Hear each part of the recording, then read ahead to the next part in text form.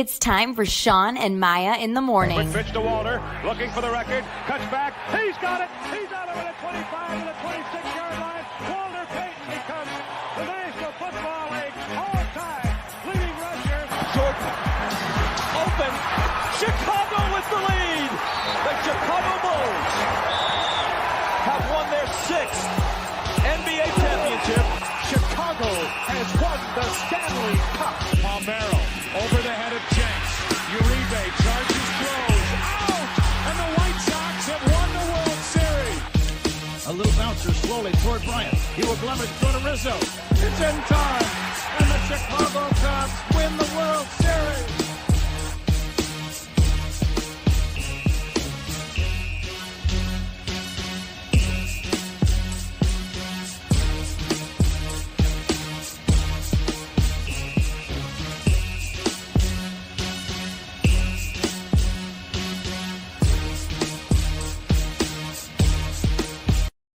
What up, what up, what up? Welcome to Shawn and Maya in the morning on this TGI Mickey Vicky Friday. It's the weekend, baby. Let me tell you what, I am fired the freak up. Man, what a phenomenal day it's been to this point. What a phenomenal weekend it's going to be. We have a lot of sports to talk about. Guys, thanks for tuning in. I'm your boy, the Superback, Shawn Sierra.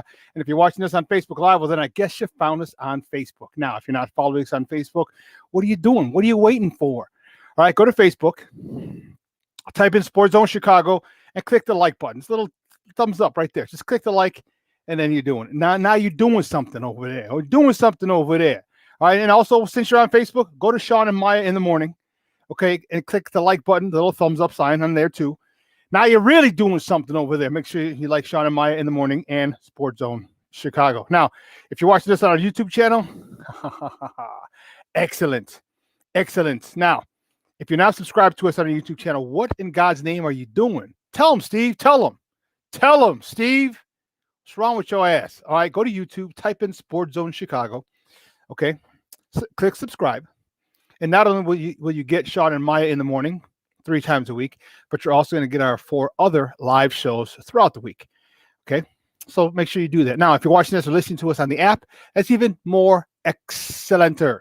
Okay, listen, now if you're not following us or you haven't downloaded the app, what the hell are you waiting for? Tell them, Steve, tell them, man. Okay, go to wherever you get your apps from: Google Play, iTunes, Amazon, Sam's Club, Walmart, wherever. Super Kmart. Are they still around? Super Kmart? I don't know. The one out in Tinley Park was closed for a while. But anyway, wherever you get your apps from, go there, type in SportsZone Chicago, download it, take us with you on the go. In addition to the 5 live shows that we have, Shawn and Maya in the morning, and the other 4 live shows, we have a slew of podcasts. That's a lot. Sorry, I'm mansplaining. I got to mansplain to some people. But we got a lot of different podcasts. Excellent stuff. Now, you can also tweet the show. You can tweet us at SM_mornings, at SM_mornings. That's the Shawn and Maya Twitter page. Or at SportsZone Shy, the CHI, at SportsZone Shy. Now, if you want to follow me, just me, personally online, want to know what I did? Let me tell you what I did. Want to know what I did? Here's what I did. I made it nice and easy for you, folks. Nice and easy. One handle for Facebook, Twitter, Instagram, Snapchat, the Snapper.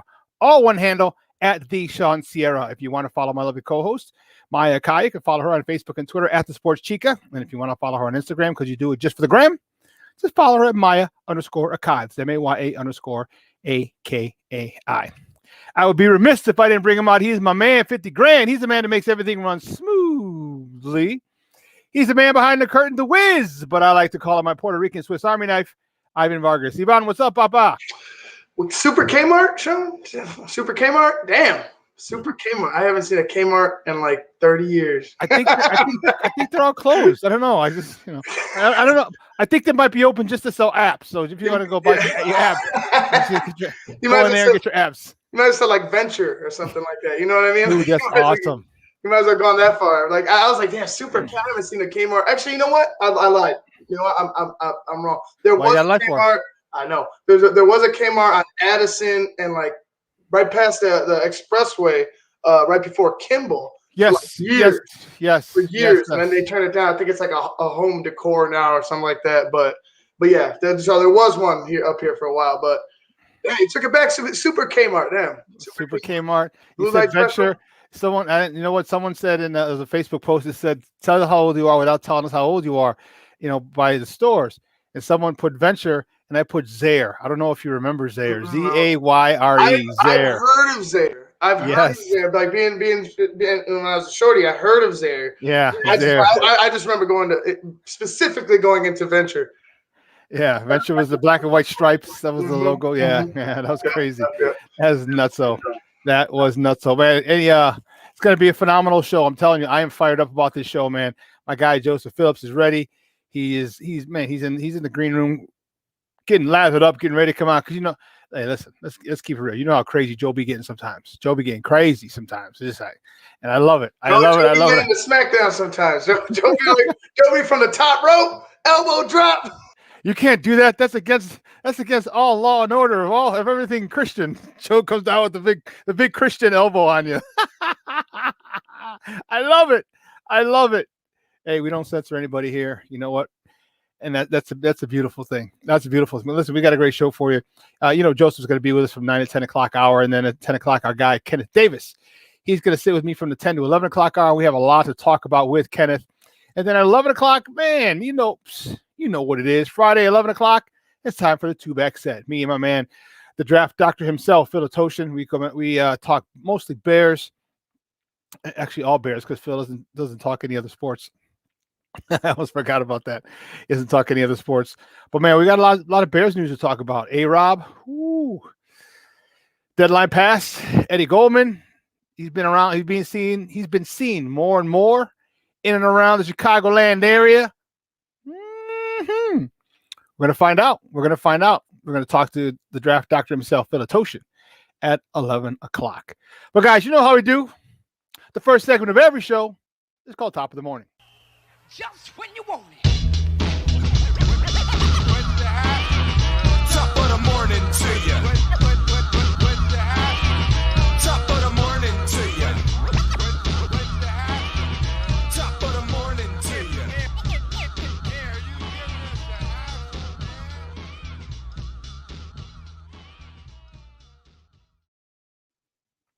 The Top of the Morning segment is powered by the Chicago Crusader newspaper. And with that, we bring in their guy. We bring in our guy. We bring in your guy. He's the sports director over there at the Chicago Crusader newspaper. As crazy as he is, you can find him on Twitter at ACA Joe. Let's bring him out. Our boy, Joseph Phillips. Joseph, what's up, Papa? What's up, Papa? Let the fire sale begin. Get him out. Get him out, Joseph. Get him out. Hey, if you go around Ring, you can see a whole bunch of red signs. You look at the clearance signs. Like, everybody for sale. You get a car. No, I'm just joking. Everybody gets a high-powered former all MVP candidate. You get a free agent. It feels like we're selling off relics of the 2016 World Series. Everybody's like a valuable commodity, a valuable asset. Let's not jump the gun yet. Let's not jump the gun. I'm sorry. You like Ivan? Is that a Cub fan thing? Because today Ivan didn't do it, but also a lot of times Ivan will come on and he'll just like, man, I'm so pissed about the Cubs. I'm like, Ivan, we fury, Shawn. Fury, Shawn.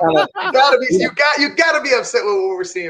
Yeah. We have to kind of like lower the damage a little bit because most Cub fans, we're like the punch of many people jokes, that's hilarious. Owner. So, but anyway, how's everybody doing? Man, I'm phenomenal. I'm excited. There's a lot to talk about today. It's a good day. It's going to be a beautiful weekend. Mid to high 80s all weekend. Going to hit the Taco and Tamale Fest tomorrow. Ooh. Charlie, you're going to get I love me some tacos, bro. Man, then you better be on 16th and Morgan tomorrow, Friday, Saturday, Sunday.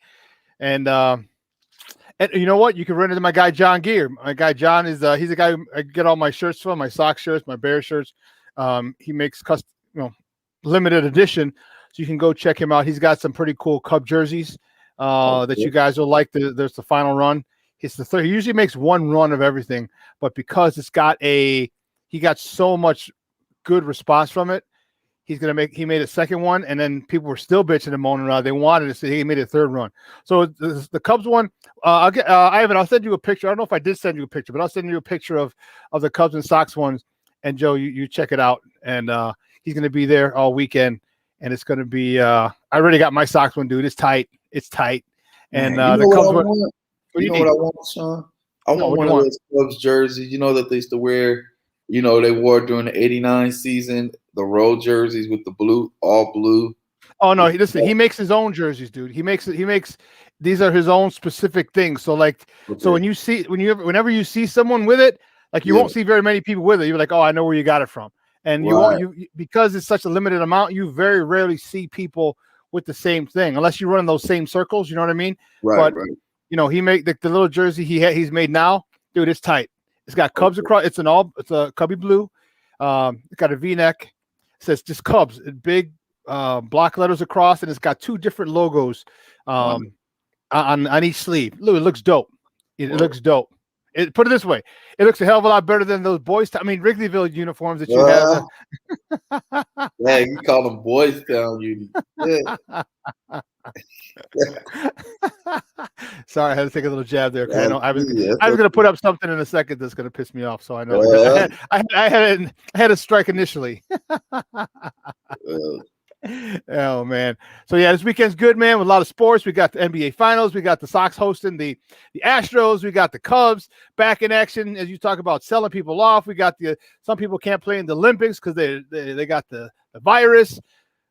Whew, man, we got so much to talk about. So let's pretending to have the virus, they ready to go home. No, they know they're about to lose. Everybody gonna start. We got COVID. They leave. Team USA, leave, because we're about to lose. No. Well, listen, let's get right to it, man. The first top of the morning topic, the White Sox. The White Sox, they take on the Astros for a 3-game set starting today over on the south side. And you know what? See, there you go with that nonsense. Now, it's a very big series for the White Sox. The last time that the White Sox faced the Houston Astros, which was earlier this season, they got their asses handed to them. They got swept in 4 games. One game was real close. The second game was somewhat close, but the other two, no, Houston just totally outclassed us. The White Sox were not ready. This is a new team. We're in first place. They're in first place. It's a battle of two first place teams in the American League, and it's going to be a knock them down, drag them out fight, because I know my White Sox, they should be really pissed after what the Houston Astros did. So, and they didn't do anything wrong. Don't get me wrong. They just whooped your ass. And now it's time to return the favor. So you better come out with the guns ablazing. And Dylan Cease is on the mound today. Yeah, and you guys have a chance to make a statement. You know, because last time they played you guys, they ran circles around you like the Jetsons. It was no joke. You ain't lying. Okay, and it was just a done deal from start to finish. And I've never seen the Sox get manhandled like that. Not since the Oakland A's series. Even in that Oakland A's series, y'all wasn't manhandled, but they did one up you guys. But Houston pretty much dominated you guys from start to finish, and you should have a little chip on your shoulder. I know Tim Anderson came out and surrendered his ego publicly, which was good for the team, when he said Tony is a good manager, and you know he got us on a good system. You know, he works according to the players. You know, that's good PR for you guys. And that just sends a message to other teams around Major League Baseball that, hey, our house is in order and we're here to stay. So I think you guys are going to make a statement in this Astro series. You're going to probably see the playoff version of the White Sox come out tonight, you know, as game busters. And I think y'all can beat the Astros. I do too, Joseph. I do too. I just think that we weren't ready. It was earlier in the season. There was still a lot going on with us, but I think there was still a lot of pieces and moving parts that were going on. I think everything's settled. Okay, I think things are settled with this team, and I think after that, especially after that ass whooping that they gave us in the 4-game set, I think they're going to really be locked in. I think Tony's going to have them really locked in, because as a former coach, I know what I would say. I know my talk to the team. Like I say, hey, I ain't got to say nothing. They whooped your ass. What are you going to do? Are y'all gonna bring out the garbage cans tonight? Y'all gonna be at y'all gonna be at guaranteed rate tonight, right? We're on the south side, yeah. So all plastic garbage cans have been So banned. get the garbage cans up. No, they've been banned. All plastic garbage cans have been banned. Rubber garbage cans have been banned from Sox Park tonight. So we won't have that advantage like they did those freaking cheaters. But don't get me started. Don't get me started. Y'all can always put one up on the video board, though. But you know what, Joseph? This is a good test, and this is what I want. Here's what I want to see. This weekend is going to determine my true feelings for my White Sox and my best assessment. Okay, because if you come out and you let them beat your ass in your home park, then I don't know if this team has what it takes. But if you come out and you manhandle this team, take 2 out of 3, or if you even sweep them here, then I know that you're ready. Then I know that this team got some fight. Then I know this team got some balls that say, hey, look, you got us last time, but now it's our time. You're on our turf now. You're in my house now.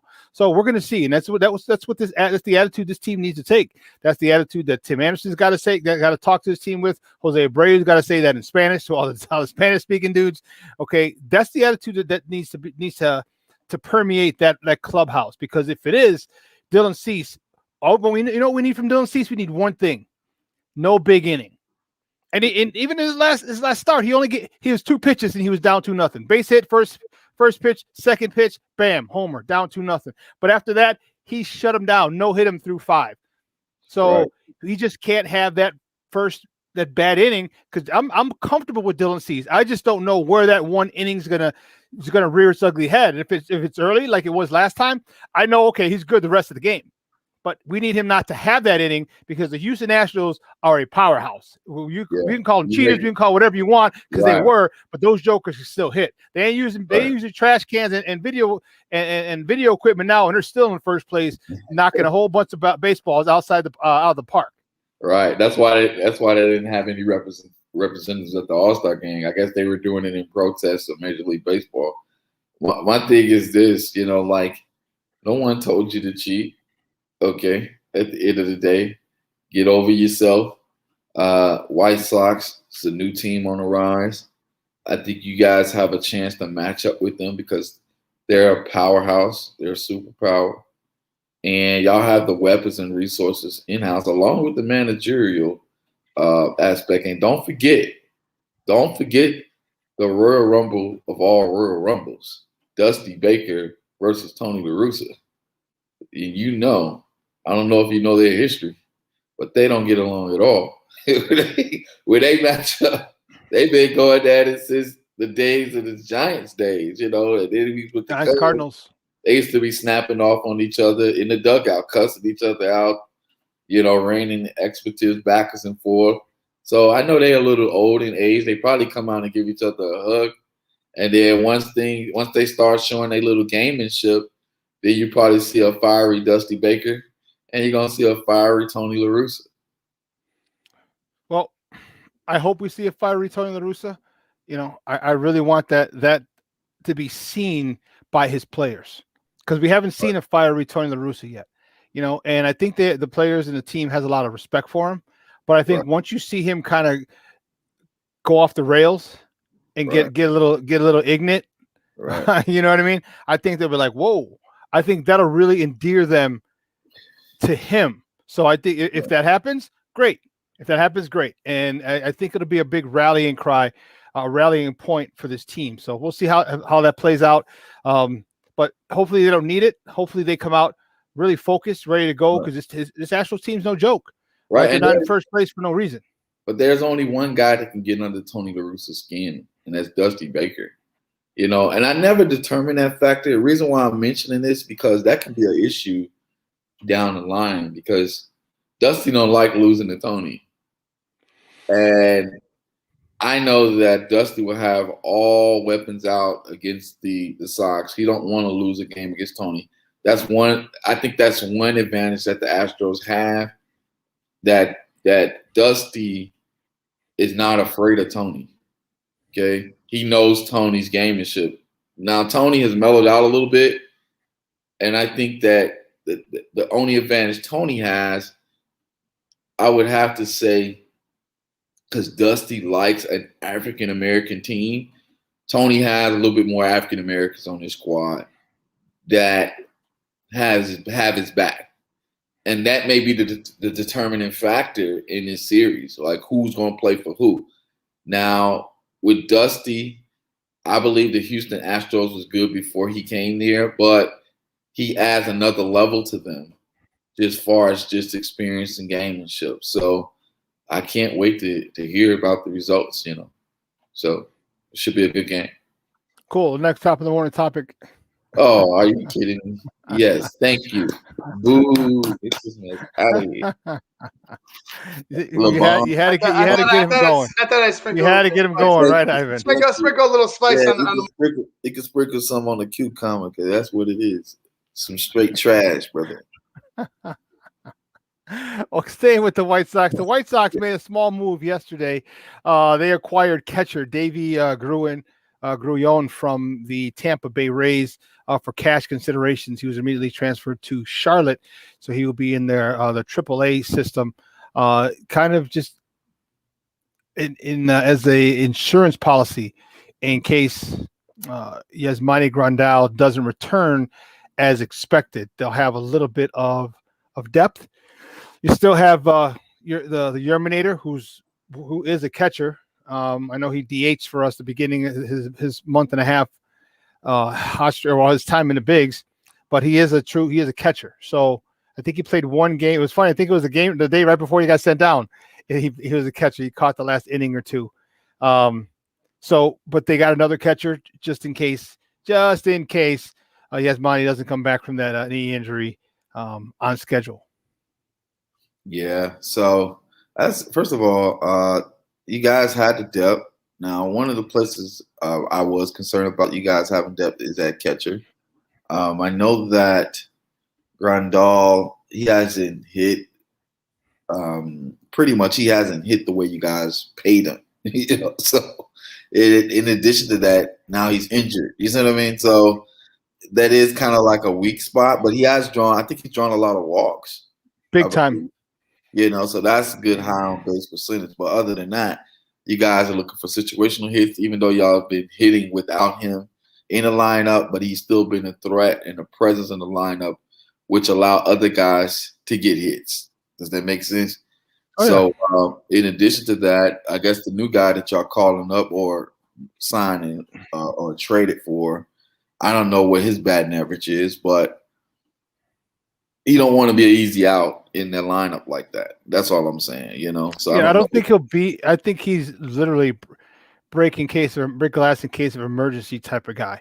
Because you still got Zach Collins, now you have Sebi Zavala, right. You still have the Yerminator down there as well. So there's a couple of layers, a couple of catchers before we got to get to this guy. Right. But I think just in case, I think they want to make sure that they have that covered because you saw how our top 5 outfielders at one point were out. So you don't want something like that for a catcher where you have, or even, top 2 or 3, and then he has to come up just to be the backup. You know what I mean? So they definitely want to ensure themselves and make sure that aspect is covered. Let's take a look, man. Marshawn, what's up, Papa? How you doing? It is a TGI Friday, baby. It is. What's up with our guy, Vernon? That's hilarious. They have to watch the Space Jam movie all week. That's awesome. Oh, wow. That's awesome. We got to watch LeBron James pretend to be Michael Jordan. Yeah. Why Michael Jordan is still alive. Unbelievable. Yeah, and then terrible. It's horrible. And Luis Mejia, what's up, Papa? Good morning. Thank you for tuning in. Guys, we definitely appreciate you guys supporting us and tuning in damn near every freaking show. So what we're going to do right here is we're going to take a quick break because on the other side of the break, we're going to have more top of the morning topics. We're going to talk Cubs. We're going to talk to your team, and you can talk about your fire sale that you're having over there up on Clark and Edison. We're going to talk about Allen Robinson. No deal for you. No deal for him. So I feel bad for him. He's only playing on the $17 million franchise tag. I don't know how he's going to survive. You're going to talk NBA Finals. So, man, we have a lot more top of the morning topics. So don't go anywhere, folks. Keep it locked right here. Shawn and Maya in the morning on SportsZone Chicago. Take off the glasses, please.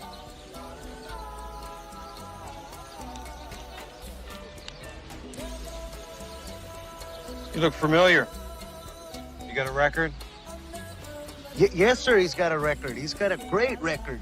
The Black Rooster, 13 KOs. Paco Aguilar, El Gallo Negro. He's got a great right uppercut.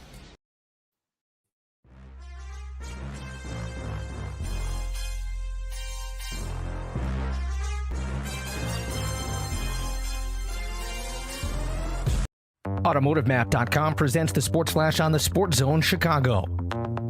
The expected fire sale for the Cubs is apparently already underway. On Thursday, they traded Jock Peterson to Atlanta. In exchange, they get minor league first baseman Bryce Ball. The outfielder heads to Atlanta to ostensibly replace Ronald Acuna Jr. He's out for the season after suffering a knee injury last Saturday. Peterson batting .230 this season with 11 homers and 39 RBIs. All-Stars Chris Bryant, closer Craig Kimbrell, along with infielders Javier Baez and Anthony Rizzo, among the top names that could be headed out of Chicago. Baez, Bryant, and Rizzo all eligible for free agency after the season. It could be the first of many moves for the Cubs before the July 30th trade deadline. The team dropped 13 of 15 before the All-Star break. They've slid to third in the National League Central, 8 games out of first place. Download the free Score app. Lightning fast updates so you never miss a thing. It's why the Score app is one of North America's most popular sports apps. I'm Chuck Sanders. That's the Sports Flash on the SportsZone Chicago. My doctor told me my blood pressure is borderline. I figured I could worry about it or do something about it. So I took control with Garlic Healthy Blood Pressure Formula. It works safely and naturally to help maintain healthy blood pressure with a custom blend of garlic, vitamins, and minerals. And it's odor-free. I'm taking charge with Garlic Healthy Blood Pressure Formula. These statements have not been evaluated by the FDA. This product is not intended to diagnose, treat, cure, or prevent any disease. The term natural references only the garlic in the product. Use as directed. Want to hear something amazing? Discover matches all the cash back you earn on your credit card at the end of your first year, automatically, dollar for dollar, with no limit on how much you can earn. Extra cash? Come on, how amazing is that? In fact, it's even more amazing when you realize all the places where Discover is accepted. 99% of places in the U.S. that take credit cards. So when it comes to Discover, get used to hearing yes more often. Learn more at discover.com/yes. 2021 Nielsen Report. Limitations apply.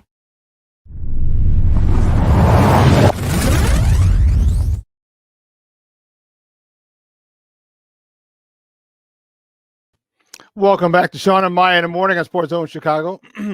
We are halfway through our opening segment called Top of the Morning, where they give you the hot topics of the night before, just of sports in general. And the next Top of the Morning topic was given to you by on the break, on the update, the Cubs. The Cubs, they trade Jock Peterson, outfielder Jock Peterson, to the Atlanta Braves. Basically, he's going to replace Ronald Acuna Jr. And they received a big bat and a big first base bat prospect in Bryce Bell. So Bryce Ball. That's Ball. Mm-hmm. Ball. Yeah, he's cold, baby. He cold. I saw him, man. I saw the video. He cold. Yeah, you know what? He's a prospect, but he's a guy that, like the White Sox, when they had Andrew Vaughn down to the system, they talked about this guy can hit, and this is what they're saying about Bryce Ball is this guy can hit. So Jock Peterson wasn't a long-term piece for the Cubs, regardless of where they were headed, and so for them to move him to get a young left-hitting bat, I think it definitely shows this is the end of an era, at the end of that 2016 of that core group. And the next question is, who's next? Yeah, just like the 85 Bears, we're seeing this team slowly being dismantled right before our eyes, even though Jock Peterson wasn't a part of the 2016 World Series team. But he was a part of one of the teams that we beat to get to the 2016 World Series, and that was the Dodgers. And his time here, even though it was 2 or 3 months, was special because one thing Jock brought to the ballpark every day was a positive attitude. And he pretty much did what he needed to do. He was a good left-hand hitter, good right-hand hitter. We gave him an opportunity to play the field and do the things that he loved to do consistently on a daily basis, but it just didn't last long. Now, I do want to get a little bit to the prospect, Mr. Bryce Ball. We did get Bryce Harper, but we did get Bryce Ball, okay? But at the end of the day, one thing I noticed about this guy, man, I mean, he can rake, bro. I mean, I know this year he was batting like 207 when we got him, but 2 years prior to that, this man hit 18 home runs, was batting like 300 in his first season, So I like the fact that he has potential. He had a 1,000 on base percentage, So he's a really all around good hitter. I think he produced like 62 RBIs, And I mean, this guy can slug, and I don't know if he's going to be the future replacement of Rizzo. Maybe, maybe not. But I like the fact that they go out and get a 6'6", 240-pound first baseman who can slug with the best of them. And I think that our development program can help him work on just getting that swing and miss type of stuff. He draws a lot of walks also, I noticed on the scouting report. But I think he's going to be a future prospect and probably get a call up in the next year or so. Okay. Well, again, the question that looms is who's next? Is it Kimbrel? Is it Bryant? Is it Baez? There's a lot going on. Let's move on, though. The next top of the morning topic, Allen Robinson and the Bears cannot agree on a long-term deal before the deadline. Allen Robinson was looking to get paid about 20 plus per year. And, the deadline to get that deal done for people who are on the franchise tag, which he is, was 3 p.m. yesterday. That came and went. He will play this year on only 17.7, I think, is what the franchise tag is. So he's going to play on that contract this year. And here's the one thing that is good for him, I guess, is that it's completely guaranteed. So if he walks down, he falls down the stairs and tears his ACL, guess what? He still gets a 17.7. Okay, right. So that's one of the contingencies with the franchise tag, and it's a good thing that the Players Association had voted that in. So once you do play on it, you are guaranteed that money regardless. It's coming all, like I said, doesn't matter what happens, you got that money. So I'm concerned. I'm really, really concerned about it because this is a guy that you'd want. I would think you'd want here. Okay. I think since 2017, there's only been 2 wide receivers who've had more yards than him. And he's caught passes from Blake Bortles, Mitch Trubisky, and who do we have last year? Exactly. Yeah, I'm kidding. Chase Daniels. So and imagine if he had a legitimate quarterback. This guy's not a burner. Okay, right. But this guy is a route runner. This guy is a true number 1 receiver, and I think that to not reach out and get him signed, I think is a travesty because of the fact that you have a young quarterback. Why wouldn't you want to surround him with a legitimate number 1 receiver? You have a good running game now in David Montgomery, even Damian Williams, some of the people you drafted and signed as undrafted free agents. You added to that offensive line. So now go give him a number 1 receiver. And for them not to have done this, it's interesting. So the Bears have given extensions to Eddie Jackson, Cody Whitehair, Danny Trevathan, Jerick Cohen, Mario Edwards Jr., and Cairo Santos over the last 2 years, and they're expected to give Roquan Smith an extension, but they won't give Allen Robinson an extension. I think that's bullshit. I think that they need to take care of him because of the fact that this is going to be, because next year this is going to be Justin Fields' best friend. He's going to be his number when Brandon Marshall and Jay Cutler, when their days in Denver and their year or two here in Chicago, that was his best friend. He would throw in them. He was quadruple covered. He still throw it to him, and Brandon Marshall would still catch the damn ball. So this is something that you need. Every quarterback has a number 1 receiver. Every star quarterback has a number 1 receiver, unless you're Russell Wilson. Well, actually, now he's got DJ Metcalf as his number 1 receiver. But everybody has their guy, and why not give Justin Fields, whether he plays and takes over the starting reins sometime during this season or next? Why not give him a guy, that dude? It doesn't make sense to me, Joseph. Well, if I was the Bears, I would have moved around some of that Robert Quinn money, then I would approach Khalil Mack again and ask him if we can move around some of his money, and defer it back to, a few years down the line. Now, I know Khalil and Robert are going to get their money, but I think Allen Robinson, I almost call him Marcus, because it seems like whenever the Bears have successful wide receivers, their last name had to be Robinson. I think that's the last good wide receiver we had, other than Johnny Knox and the rest of those guys. But at the end of the day, here's the Bears coming up short again, coming up shorter than many. Okay, you have to close the deal. But they did make a firm stance. They said that they were going to franchise tag Allen Robinson, and they did it. Like they made that clear. This is what they were going to do. And I think Allen Robinson, unfortunately, he has had I wouldn't say a negative attitude about it, but he's still kind of like bitter about the whole situation. Because every time I see him on an interview, he looked like somebody stole his lunch. Even though he does look either annoyed or constipated. Yeah, he looks annoyed. Like it's like his eyes is always like, don't ask me no stupid question. Like he just looks angry. Even when we ask about Justin Fields, it's like I don't want to comment on it. Like he's so focused on his money, which is what I'm concerned about. Is that I don't want him sticking it to us in the middle of the game and get alligator arms. Mm-hmm. You see what I mean? He got his guaranteed money, so. My thing is, if you're going to invest in Darnell Mooney, then you need to say that. If Darnell Mooney's going to be our number one, then you need to say that. But I don't think they're going to bring Allen Robinson back. I think they're going to look to see if Darnell Mooney is going to be that go-to guy, which I see he's currently working out with the Red Rifle or the Red Water Pistol, Andy Dalton.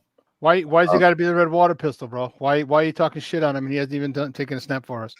Because what did he do to you? It's the Bears' fault. This is not Andy's fault. Okay, don't take a shot at him. You took a shot at Andy. It's the Bears' fault. So every time I see Andy's face, I'm thinking of the Orange Bears logo.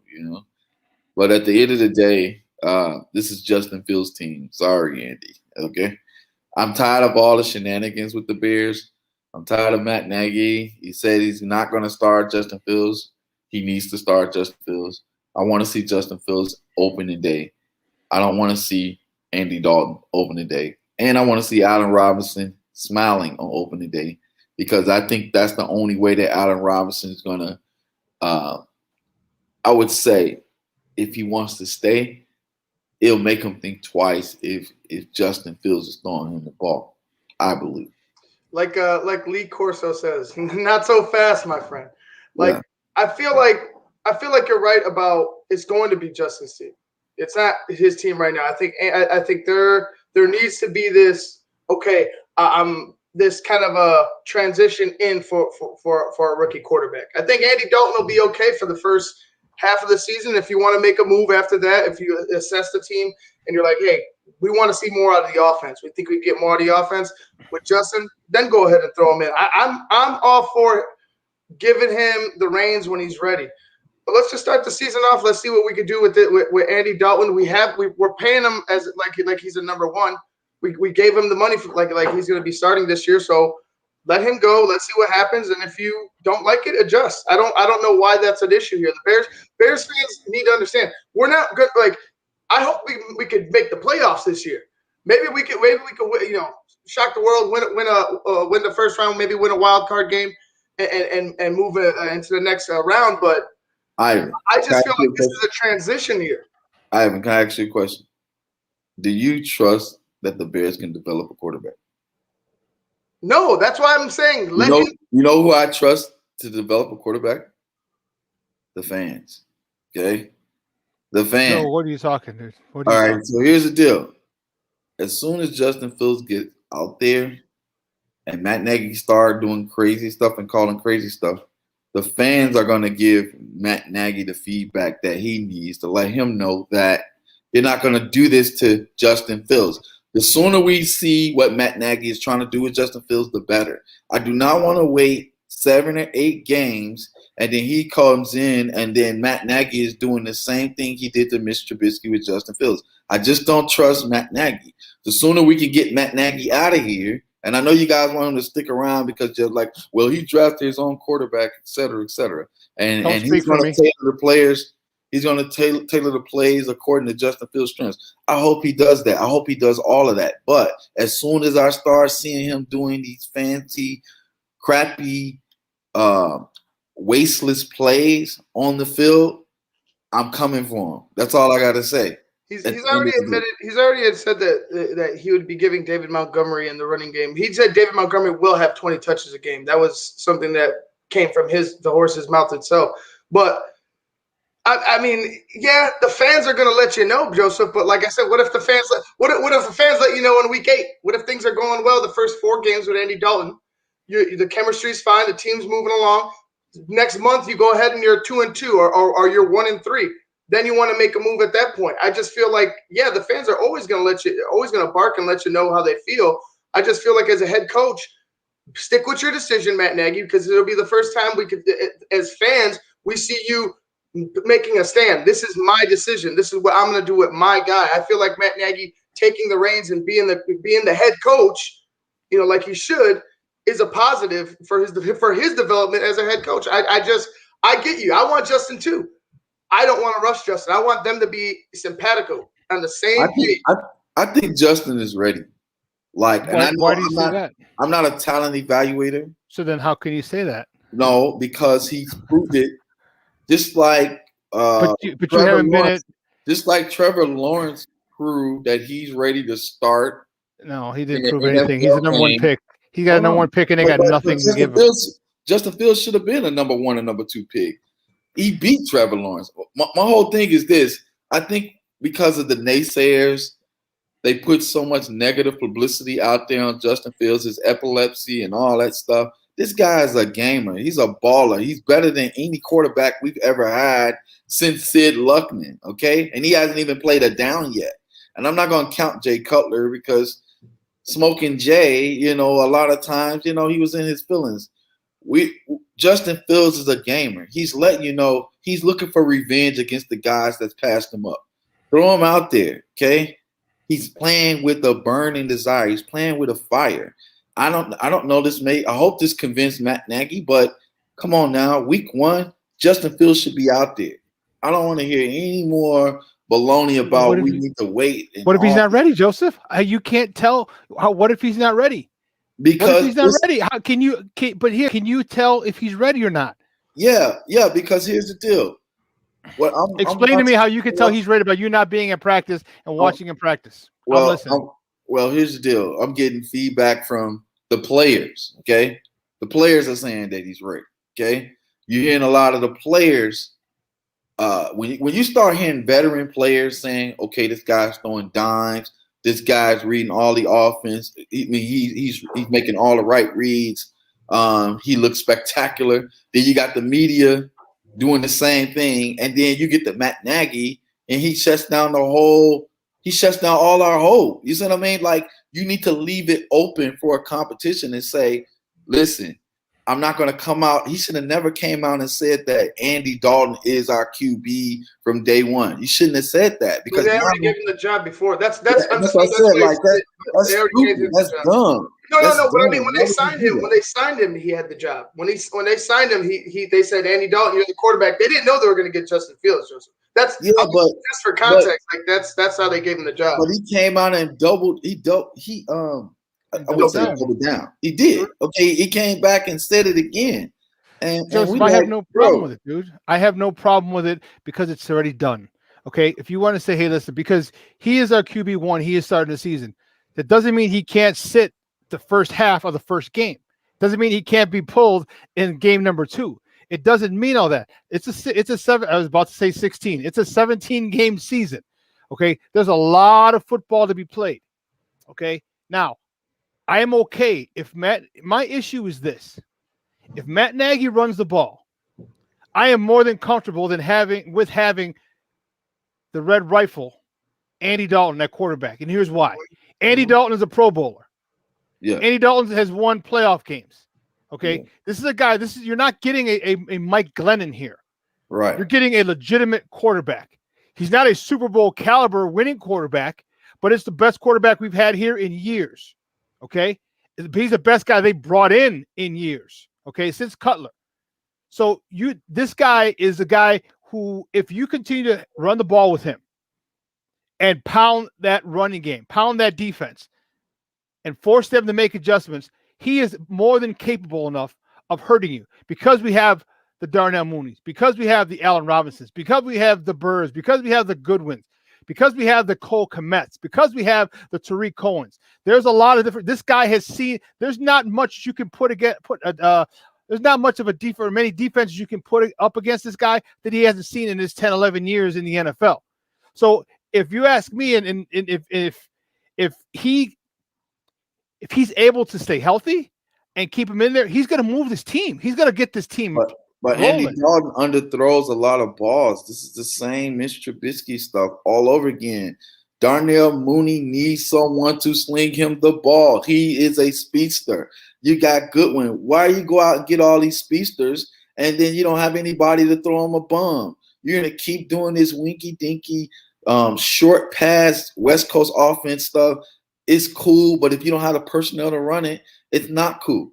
At the end of the day, Justin Fields is ready, because you know why? Most of the Bears plays that they're running offensively, he ran them at Ohio State, okay? Only things change is the names of the terminology. Now he's here. Use him. Sell him.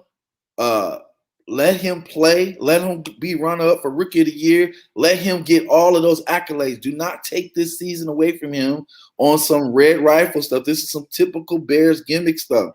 We don't need Andy Dalton. Andy Dalton can go somewhere and take that $10 million and start his own rec league if you want to. We want Justin Fields, Justin Soldier Fields. And another thing I want to add, and thank God from hearing this, I don't know if you heard this, Shawn, but I don't think the Bears are going anywhere. They're not leaving the city. And here's the reason why. What did I say the other day, Ivan? Okay. What did I say? There will be a new transportation hub coming to the city of Chicago. And it's going to feature all the public transportation. They're going to merge them all together. This is the one world transit system. Kind of like the new world order. Yeah, exactly. Yeah. New world order. New world order. No, it's fine. But yeah, they're going to have Metra. They're going to have all these different transit systems meeting in one big hub. But when they open it up, there are going to be opportunities going to be next to Soldier Field where they're going to allow the Bears to partner with them so they can open up restaurants and businesses, etc., to generate additional revenue. What did I say, Ivan? What did I say? And in addition to that, they're going to not only generate revenue, but there's going to be over 100,000 people coming through that hub on a daily basis. So the city, if they play their cards right, and if the Bears play their cards right, they got something in the works, not just short term, but for long term. That will definitely generate revenue, and it'll definitely help improve the stadium. So if I was the Bears, I'll sit my little tail down. I'll promote Justin Fields, because Justin Soldier Fields, you're going to see a lot of those T-shirts, okay? You can quote me on that. Once he start winning those games on Monday Night Football, just imagine it, guys. You want your horse out there from day one. You don't want to play no games. That's all I have to say. Listen, dude, I'm more than okay with Andy Dalton, okay? And if we get to a point, unless Justin Fields beats him out decidedly in camp, then I'll have the issue, okay? But we're not going to know that, okay? If we get some credentials and we get there, we'll be able to watch him. We'll be able to see. But I am okay with Andy Dalton, and I'm not so quick to put Justin Fields in, and not because I'm scared to put him in. Okay, I'm not scared at all. Okay, because if he wins a job, hey, here you go, and there's a way to protect him. But here's what you got: you have a playoff and a Pro Bowl playoff winning quarterback is your starter. There's a lot worse positions you can be in. You can have Mike Glennon as your starter again. He hasn't won a playoff game. He's won a pro. He's been to a Pro Bowl, but he hasn't won a playoff. Okay, so you have at least gotten his team to the playoffs a couple of times, if I'm not mistaken. Mm-hmm. So give me a guy who's savvy, who's cagey, and if it doesn't work with him, then we got Justin Fields here, knock on wood, for the next 12 to 15 years. Okay, is when we got him here, and that we don't know when that window is going to start. It could start second half of game one. Andy Dalton might get hurt game one. He might get hurt game one, and we're forced to play Justin Fields. And then we got to go with it. I am okay with Andy Dalton starting. Don't get me wrong. I love Justin. I can't wait to Justin Fields. I can't wait for that dude to have a whole bunch of commercials. He can't even walk around town because everybody's mobbing his Joker. I can't wait, but I can. Because if Andy Dalton takes us where we want to go, I'm okay with him sitting for as long as it takes. If it's 16, if it's 12 games, 4 games, 8 games, 17 games, so be it. Because you know what? We're going to have this Joker as running this town, owning this town, because he's going to take us to a Super Bowl. Shawn, our fans have been abused so much to a point where we have to force ourselves to accept Andy Dalton. And our attitude is, if we have to wait a little bit longer, so be it.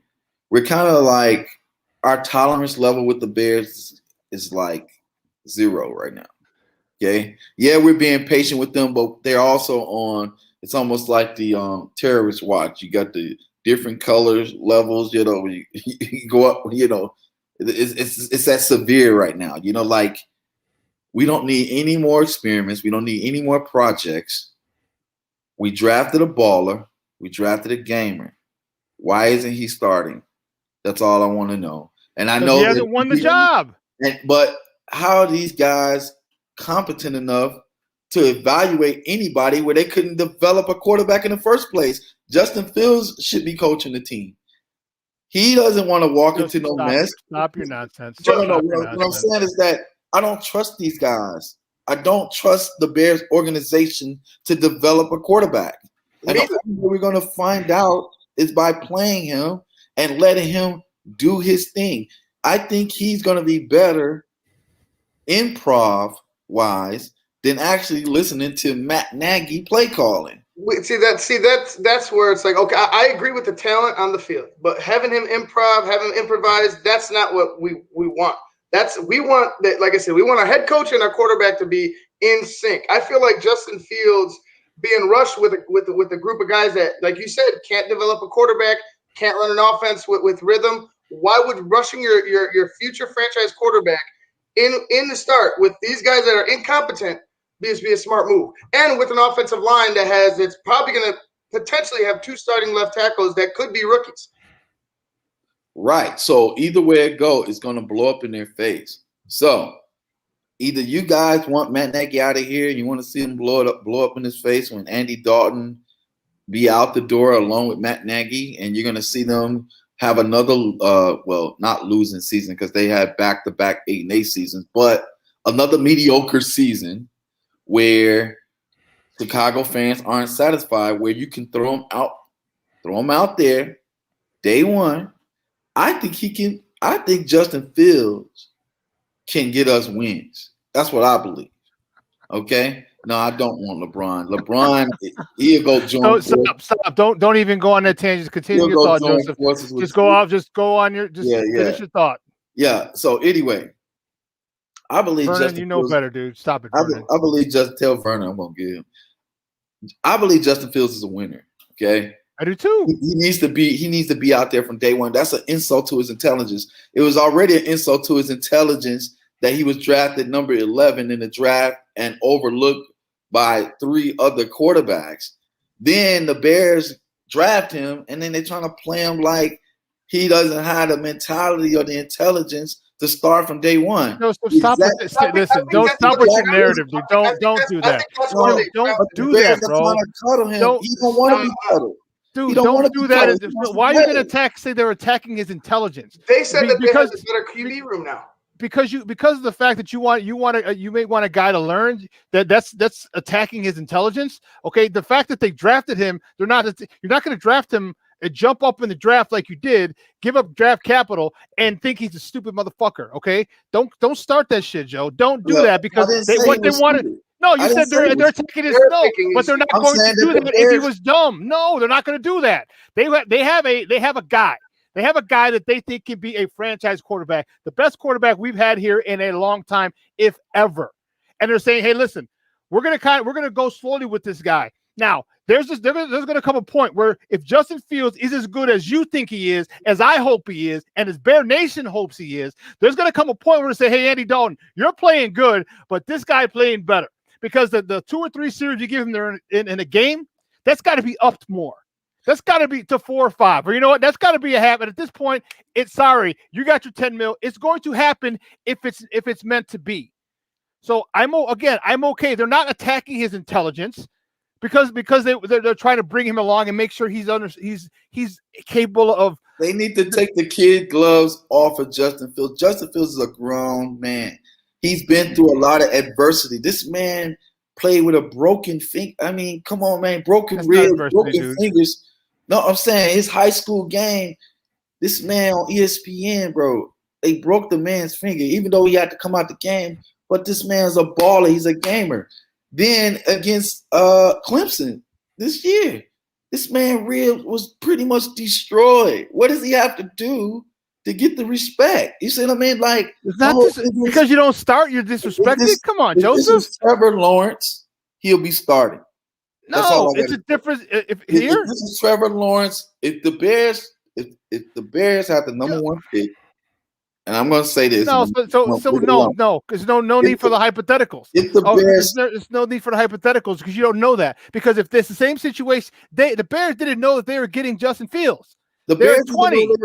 The Bears don't even know what time it is in the day. Most of the time, the Bears don't know what they're doing, bro. Okay, they don't know what they're doing. That's why I said he needs to be starting. I would not listen to any of their coaching staff. None of them have won anything. Some of them have, but none of them have won anything here in Chicago. That's all I'm saying. So you don't think Bill Lazor is able to call plays and develop a quarterback? But Matt Nagy's he's taking over play calling. That doesn't answer my question. That doesn't answer my question. That's only if Bill Lazor. That doesn't answer my question. It's only if Bill Lazor have full control of the play calling, which he would not, because Matt Nagy came out publicly and said, "I'll be taking over play calling again, 100%." So didn't answer my question. My question was, you said only if. So no, I don't want contingencies. Do you think Bill Lazor can develop a quarterback? Only if Matt Nagy lets him. That's my rebuttal. If Matt Nagy take his hands off the playbook. So yes, so your answer is yes, he can. Well, can he do it? I'm not asking any external factors. Can Bill Lazor develop a quarterback? You can't say Bill Lazor name without Matt Nagy shadowy figure in the back. So it's either yes, he can. I agree with Joseph. I feel like you can't say either. So you can say yes, he can, but he may be affected because of Nagy. There's a dictatorship going on in Hollis Hall, and his name is Matt Nagy. Okay, and you know this, Shawn. Let's not play games. Saying that. I'm not saying anything. It's that collaboration talk, Shawn. They're all in it together. Like every play calling, they're all in it together. Which means even if he dictates some play calling to Bill Lazor, who's going to be right over his shoulder? Hey, can I give you the black version of how that's going to go? Okay, so this is how it's gonna go in the play calling meeting. So Bill Lazor is gonna come up with this great idea. I have an idea. Oh, let's run Justin. Let's add this play to him. And Matt Nagy said, "That's a great idea, but I have a better idea." And then Bill Lazor looking at him, but like, this was the best idea. What are you talking about? Here comes Matt Nagy trying to outsmart the smart guy. We don't need guys overthinking in the playbook or trying to overdo things. They did that with Mr. Trubisky. They need to play Justin Fields. They need to run the same plays he ran at Ohio State. Keep it simple. Don't try to show that you're the master of play calling when you're not. Let Justin Fields run the team. Just like Seattle Seahawks let Russell Wilson ball. Okay? Let Justin Fields ball. Okay, that's all I'm saying. Now we're gonna stand up here and keep saying, "Well, I want the red rifle. I want the red rifle." Okay, you're gonna get the red rifle. You're gonna get them, and you're gonna be really upset at the end of the day. Okay, hey, you know what? July 16th, mark it down, Ivan. So if Andy Dalton, and I'm going on record, I love Justin Fields, and I want Justin Fields to come out and be a perennial Pro Bowler, leading us to the Super Bowl. But let's just remember, if Andy Dalton comes and leads this team, and Joseph's going to be, you're going to eat some crow right here, dude. No, that's going to make me even more angry. You know why? Because we're creating a quarterback controversy. There's no controversy. You're starting. There's no see. I don't want to see there's that. There's no controversy. But the fans are causing a controversy. If Justin Fields come in after Andy Dalton plays that well and he sucks, guess who's going to be mad at Justin Fields? We are. Okay? Bottom line is this. Matt Nagy need to leave the playbook alone. Okay? The only time this team had success last year is when Bill Lazor was making the calls. Then suddenly Matt Nagy creeps back into the playbook again, and he's calling these dumb plays. Well, what if they implement plays? What if they merge the playbook? You know what I'm saying? Listen, you know what? Let's bring my guy Kenneth. He's going to sit with us before we take a break because he talked to some guy named Matt something or other the other day, and he so. Hey guys, man, you know who he is. This is my man. You can find him on Twitter. That's Ken Davis. Ken, what's up, Papa? We wanted to get you in on this convo because you talked to that Matt something or other dude. I'm kidding. You talked to head coach Matt Nagy, and I know you heard. You were laughing at the entertaining conversation we had with regarding Justin Fields, Andy Dalton, QB1. Give me your thoughts, dude. You know what I said? Here's what I said. Joe, you heard Joseph. You know where Joseph's at. I heard, you know what? So I'm just like, look, if you want to start Andy Dalton, okay. I'm okay with it because of his reputation, because of what he was, okay? And especially if you run the ball, it's going to help him out a lot. And if Justin Fields, because he's going to get in. If Andy Dalton, he's not going to not play. They're not going to hold him back. They're going to give him a series or 2 or 3 or 4 per game. They're going to. They're not going to do that. If he starts to show, he leads him on a touchdown drive his opening series. Hold on. He leads him on a field goal, a drive for a field goal. His second series, like, he's going to start gaining time. And if he continues to do that, they're going to be like, hey, listen, Andy, you got 10 million reasons why you can't be upset, Papa, but we're going to make the switch.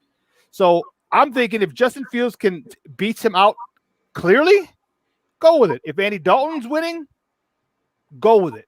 I just want this team to win. At this point, I don't care who the quarterback is because I know we got Justin Fields here, staying healthy, of course, for the next 10 to 12 years. I mean, I'll tell this, but let me give you my best case scenario.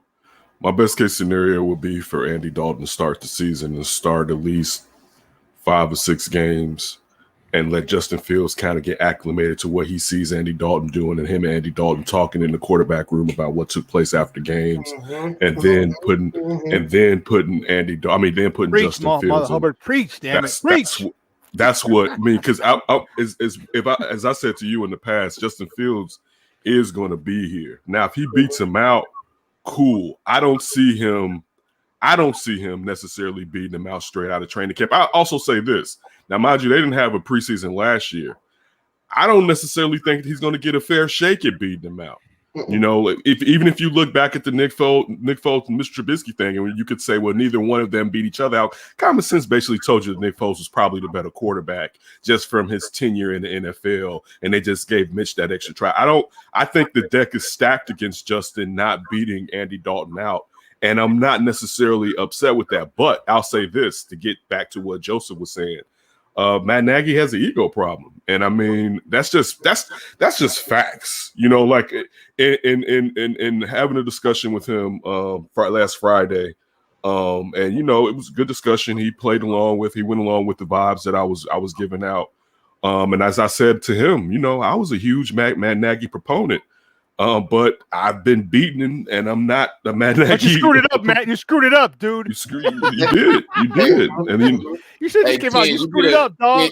Ken, you did a great job, by the way. I watched the interview. Excellent job. Thank you. I appreciate it. I gotta give you hats off too, bro. That was really good. I noticed the thing about Matt Nagy. He's always guarded. He's always guarded. Like he puts on this persona that he knows what he's doing. Like he's in charge. It's just like a guy in school. You know, you didn't cheated off everybody's paper. You're a straight A student, And then when it comes Hey, down, that was me for a little bit. Watch your mouth. that's okay. It was me too. But at the end of the day, you cheat We all off cheated a little bit.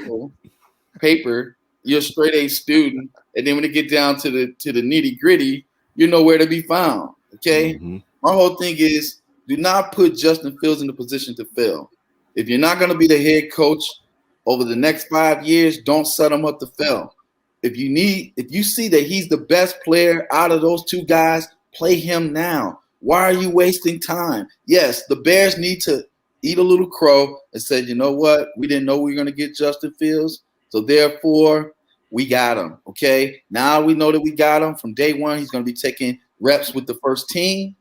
We're going to treat him like a number one pick, and we're going to surround him with the best of the best offensive linemen. We're going to open up the pocketbooks to go out and get guys to protect Justin Fields. We're going to find out what we need after evaluating this year, which is a smart thing to do. If you keep pushing this process back longer and longer and longer, what's going to happen is it's going to mess with his confidence. And I'm not trying to say that him sitting out is not going to help him.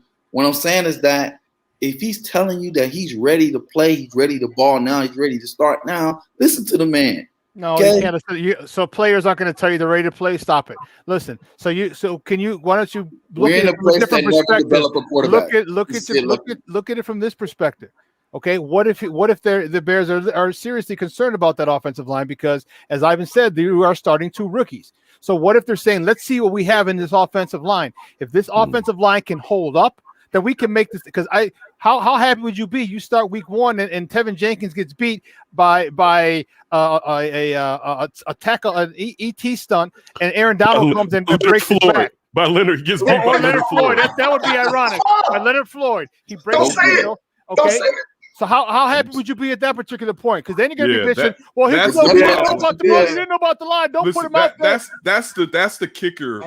I like what you said about next year to use this as an evaluation. The problem is Tevin Jenkins starting at left. All right, and we know sooner or later that's what's going to happen, and we need to make sure that's right before we throw Justin out there. But they already started again. They already started on the wrong foot with that. They got him in the wrong position. How do you know it's the wrong position? He played left tackle as well. Well, wait. But here we go. A little bit. Here go the Bears trying to create projects. Just pay for the guys that play those positions, and then put that guy in a position of strength. So really left Urlacher at safety. No. Urlacher was good in New Mexico State, but come on now. Safety. Play him. Pay him. No, he was a 6'4". He was a 6'4", 250 pounds. Let's keep it real. You knew he was going to be a linebacker. Exactly. Hey, Cam Chancellor 6'3" and change. He's 230. Look, guys. I'm not trying to convince you to believe me. All right, you don't have to. But I know one thing. I won't. Hey, that's fine. You don't have to. I know one thing. I want to see Justin Fields day one. That's all I have to say. Now you will. He'll get a series or two.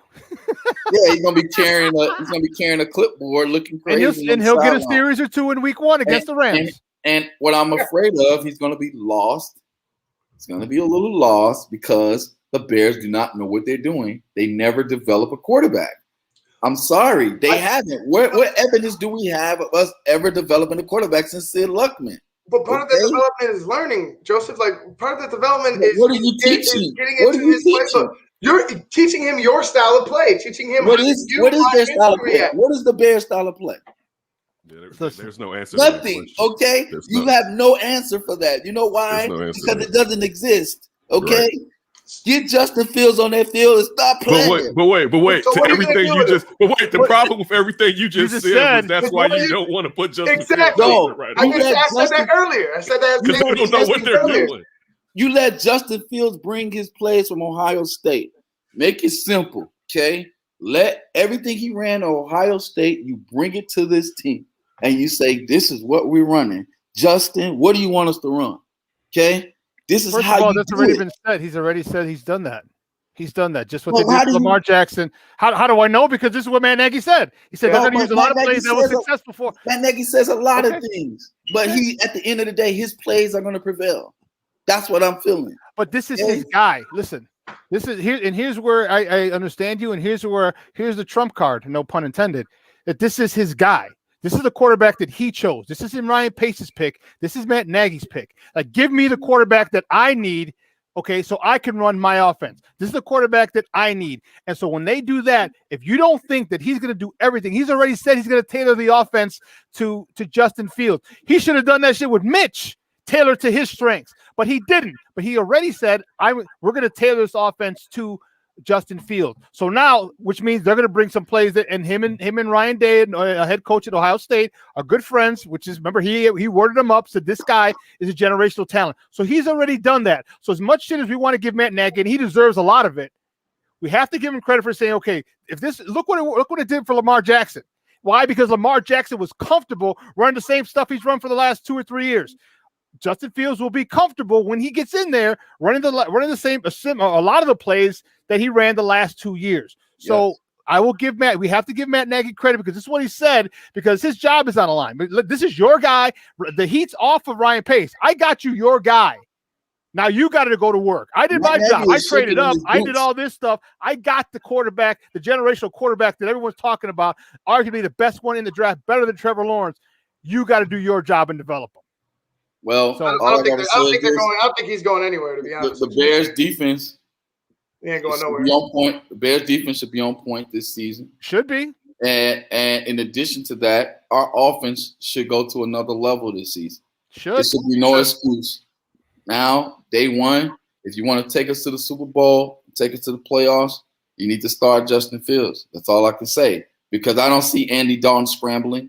I don't see him running faster than, I know he's probably a little bit faster than Nick Foles, but Justin Fields can pick up first downs with his legs. Andy Dalton, he just doesn't run a 4.4, dude. I know. Because he's not a 4.4 doesn't mean you can't buy time in the pocket. Doesn't mean you can't scramble. How many times has Andy Dalton in the last few years picked up first downs with his legs? I'm not saying he's picking up a 3rd and 11, but he's I'm just saying. 3rd and 6. If somebody has that stat out there, please, I would love to know. Yeah, if you can find that, Ivan, that'd be good. Trust me, I'm not confusing him with a running quarterback. I'm saying he's mobile. I'm saying he can get us a couple yards if necessary, and he can change move. I don't think he's mobile. I don't think he's classified as being mobile, bro. No. I mean, what image? Think about images. This last year in Dallas. When did you see him scrambling? And think about it. He did it. He did that a few times. They had 3 sweet receivers. So I'm just saying, like, I've never attached mobile and Andy Dalton together. Even a young Andy Dalton. He's not a running quarterback. Yeah. No, he can get. No one said he was a running quarterback. I didn't say he was a running quarterback. So don't say. You said he was mobile. Yeah, he can get out of the pocket and he can move. He's not going to. You're not going to design plays for Andy Dalton to run. You're not. But he can get around. He can find his way around the pocket, buy some extra time, and if it's 3rd and 4, and he'll get to the sideline, get 4.5, keep the chains moving. I'm not confusing him with Justin Fields. I'm not confusing him with Patrick Mahomes. I'm not confusing him with Deshaun Watson. I'm not confusing him with Lamar Jackson. I'm saying that the guy can get the first down with his feet if it's under 6 yards. If it's 3 yards away. I'm so glad that David Montgomery put Matt Nagy on blast. Nick Foles couldn't get us 3 yards if it couldn't get a first down above 3 yards. 3 yards. So 3 yards is a huge deal. We're in the same situation. We're about to put an immobile quarterback. Don't say that. And try to run running plays with an immobile quarterback. It's just not making sense. I'm so glad David Montgomery put Matt Nagy on blast on video. He asked him, he says, look, man, I'm ranked 25th by some of these guys in the league. And the reason why I'm ranked number 25, look at this. I think he was trying to be mobile right there. So he pulled everything. He pulled everything right there. Oh, no. You know what? Yeah, it's 4th down. So you know what happened? He didn't have a left tackle. Oh, never again. Hey, can I say this last thing before you go? At the end of the day, I'm glad David Montgomery exposed Matt Nagy because I saw a little of his arrogance on video. He came here, approached Matt Nagy. He says, hey, man, they got me ranked 25th in a running game as number 25 when it comes to running. Why am I running the ball? I need more reps, okay? And Matt Nagy was trying to ignore him. He's trying to blow him off, but David Montgomery had him on video. He was like, look, now I got you on video saying that you're going to commit to the run game. Now you got to commit. And then all of a sudden, 2-3 days later, here come Matt Nagy. Oh, we're going to give him 20 carries a game. No, you did that for the video because at the end of the day, you wasn't going to do that originally. You wasn't going to do that. So what I'm saying is that he's playing for the cameras. We don't need a coach like that. We had Mike Ditka. I love Mike Ditka, but he did play to the cameras a lot. We don't need another Mike Ditka like that, okay? We need a real coach that know how to develop a quarterback. They're not all caught up in the Bears tradition of run the ball, run the ball, run the ball. We need somebody who can do both. Run the ball and pass the ball. We need a potent offense. I have never seen that, not since the 85 Bears. And even with the 85 Bears, they wasn't that potent. They were scoring when we need them to score. I've never witnessed a potent offense. Wait, hold on. That's a lie. That's a lie. Eric Kramer. Jeff Graham, Curtis Conway. All right. Don't you forget that 1 year. Don't you forget that 1 year. Let's not forget there was a year don't you ever forget that season. 1 year. 1 year. Hey, and let's not get it twisted. The Bears had a 1 year with Cutler. It was Cutler, Alshon Jeffries, Brandon Marshall, and Matt Forte. They had 1 year that they were all healthy and they were good. You're right, 1 year, but don't say you've never seen a potent offense. That's when the defense started to suck, and they had to try and outscore people, and they couldn't do it. So all right, throw Justin Fields out there, please. He'll get there. Don't worry. All right, Peace out, man. Later, Joseph. Oh, our guy Joseph Phillips, man, that was entertaining. Hey, what's the rundown for the day? I didn't get the rundown today. This is like a couple weeks ago. How you hit? Nope, you didn't. No, I didn't send it to you. Nope. I don't know what's happening. Hold on, player. I'm telling you, I could have sworn I sent it to you. Nah. Yeah. Because when'd you send it, Shawn? This morning. Hold on. Mm-hmm. You're right. I did. I sent it at 8:27. You weren't on it. I forgot you again, bro. Damn, it's like that. It's like look how you doing me in the streets. All I have to say is, like Steven, I don't need a press release. I don't need the company backing me. I did it myself. I did it. I forgot it. I'm sorry. Oh yeah, don't get me started on that one. Don't get me started on that. Yeah, that's right there.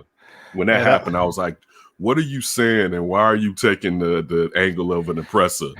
That was just I don't even want to go down that road right now. So no, I don't either. Just because he didn't get punished the way he should have got punished because he's their baby. Well, you can go back a week before that. He at least threw himself on the carpet. Now Rachel Nichols just jumped out a little bit and then she just came out of the bedroom, out of the hotel room. That's all. No, I'm not touching that part. Is that what happened now? You don't want to be you don't want to be Eskimo brothers with No, I'm good. Anyway, yeah, that's crazy. That is crazy. There's so much nonsense going on in the world. And you know what, Ken? I apologize, dude. I don't know why I didn't put you on again. My bad. I apologize. So who do we got? Who do we got? No, it's just me and you, Papa. Just me and you. Okay, I just want to know because I like to be prepared. No, I know. I know. Jump in and formulate a couple questions for whoever we have, and I get you. Yeah. It was Josh today. Nelson pop up here. I'm like, no, I don't have nothing. I had nothing from MrSocksMachine.com. Damn it. Real quick, so let me ask you just to go into some of the stuff that we got going on. Now, the all-you-can-eat tacos deal, is that for the game in Milwaukee? Yes. Now, this is how bad. Now, I'm going to tell you something about me sometimes. I don't read everything, right? This is nothing to you're do like with the majority of freaking right. every human in the world. So when Jason sent me the text a month and a half ago about the game, I'm like, all right, cool. You know what I'm saying? Sox game, whatever. I'm thinking it's at guaranteed Sox rate. Park. Right. So I'm looking at the schedule. I'm like, okay, they play the Brewers. I go back and look because I'm like, what's the parking? How early can I get in for parking? Right. And I go and look and I was like, wait, they're at the Brewers? I was like, man. Then I went back and looked at the text and he's like, the Sox at the Brewers. And I'm like, dude, you have to do better than this. So he has to put capital at bold, It's just, italicized, I know. underlined. It's one of those things that I get on my son. I get on my son about it because I know it's a weakness of mine, so he has it. And so I'm like, you have to check. You got to check your stuff out, right? You can't be like me. You're better. You got to be better than me. Right. I'm really talking to myself.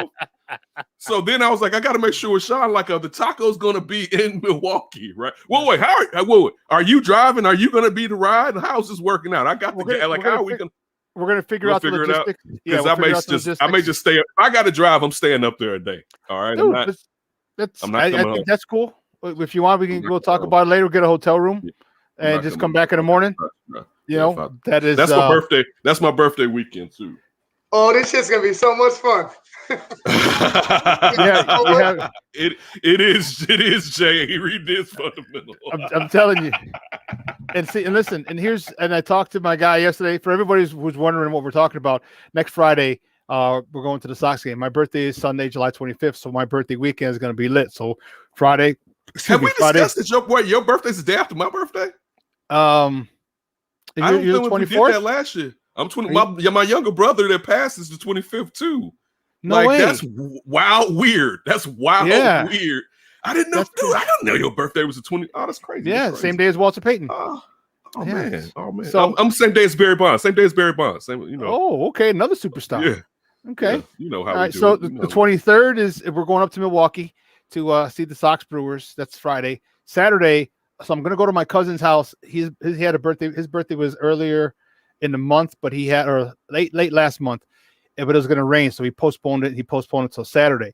But I'm probably going to have people either go to Groucho's and get an all-you-can-drink deal from like maybe 9 to midnight on Saturday night, and then Sunday head over to Output for a Sunday Fun Day. So it's going to be lit.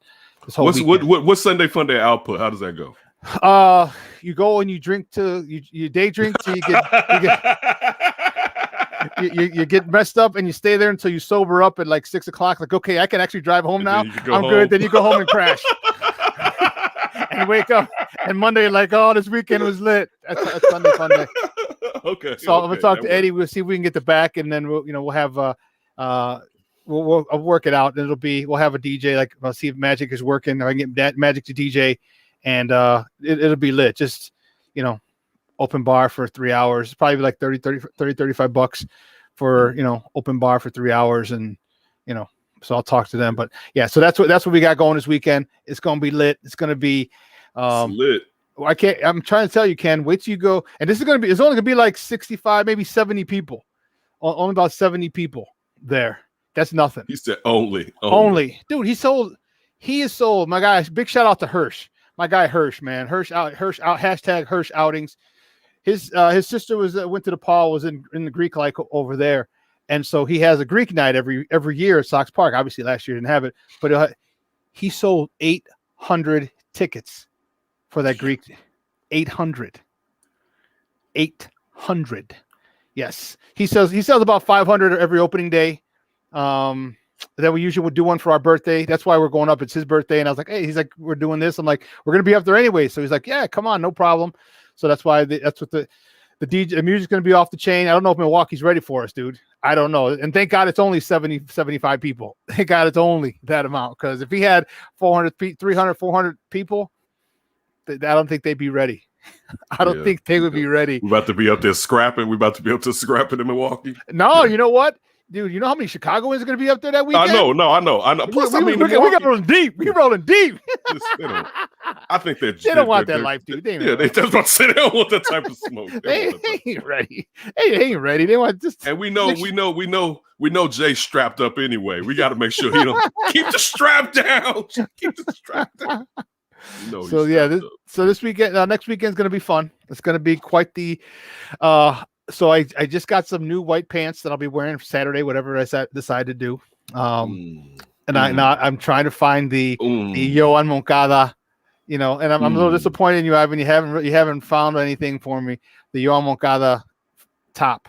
That's not true. That's not true. I found it already. I showed you like 3 weeks ago. And you didn't buy it for my birthday? You son of a. You said the linen pants. He said the linen pants. No, actually, these are golf pants. I actually got some linen pants, but I got the golf pants. So I'm gonna see which ones I like because the golf pants they're more active because who knows how crazy I'm gonna be acting, dancing and stuff on Saturday. All right. Hey, I'm pretty light on my feet for a fat kid, so. Hey, do your thing, brother. Do your thing, man. It's your birthday. Enjoy yourself. Man. Celebration. You ain't got to tell me twice. Celebration. Hey, listen, we're going to take a quick break. And on the other side, where we're done talking about my birthday and Ken's birthday weekend, next weekend, we got some more sports conversation. There's some small game going on tomorrow down in Arizona. The Suns are playing somebody or other. So we're going to talk about that. And I'm kidding, folks. The NBA Finals Game 5 is coming up tomorrow in the Valley of the Sun. We're going to talk about that. We're going to talk about who else is going on the Cubs, who the Sox need to get. We got a lot more. So keep it locked right here. Shawn and Maya in the morning on SportsZone Chicago. AutomotiveMap.com presents the Sports Flash on the SportsZone Chicago. The expected fire sale for the Cubs is apparently already underway. On Thursday, they traded Jock Peterson to Atlanta. In exchange, they get minor league first baseman Bryce Ball. The outfielder heads to Atlanta to ostensibly replace Ronald Acuna Jr. He's out for the season after suffering a knee injury last Saturday. Peterson batting .230 this season with 11 homers and 39 RBIs. All-Stars Chris Bryant, closer Craig Kimbrell, along with infielders Javier Baez and Anthony Rizzo, among the top names that could be headed out of Chicago. Baez, Bryant, and Rizzo all eligible for free agency after the season. It could be the first of many moves for the Cubs before the July 30th trade deadline. The team dropped 13 of 15 before the All-Star break. They've slid to third in the National League Central, 8 games out of first place. Download the free Score app. Lightning fast updates so you never miss a thing. It's why the Score app is one of North America's most popular sports apps. I'm Chuck Sanders. That's the Sports Flash on the SportsZone Chicago. My doctor told me my blood pressure is borderline. I figured I could worry about it or do something about it. So I took control with Garlic Healthy Blood Pressure Formula. It works safely and naturally to help maintain healthy blood pressure with a custom blend of garlic, vitamins, and minerals. And it's odor-free. I'm taking charge with Garlic Healthy Blood Pressure Formula. These statements have not been evaluated by the FDA. This product is not intended to diagnose, treat, cure, or prevent any disease. The term natural references only the garlic in the product. Use as directed. Want to hear something amazing? Discover matches all the cash back you earn on your credit card at the end of your first year, automatically, dollar for dollar, with no limit on how much you can earn. Extra cash? Come on, how amazing is that? In fact, it's even more amazing when you realize all the places where Discover is accepted. 99% of places in the U.S. that take credit cards. So when it comes to Discover, get used to hearing yes more often. Learn more at discover.com/yes. 2021 Nielsen Report. Limitations apply.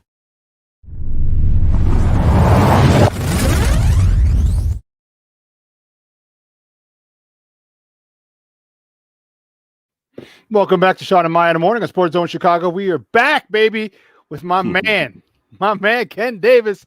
I am fired up, man. This weekend is going to be nice. The White Sox, they host the Houston Astros, at Sox Park today, tomorrow, and Sunday. Dylan Cease is on the bump today, and I'm excited. Yeah, dude, I'm worried.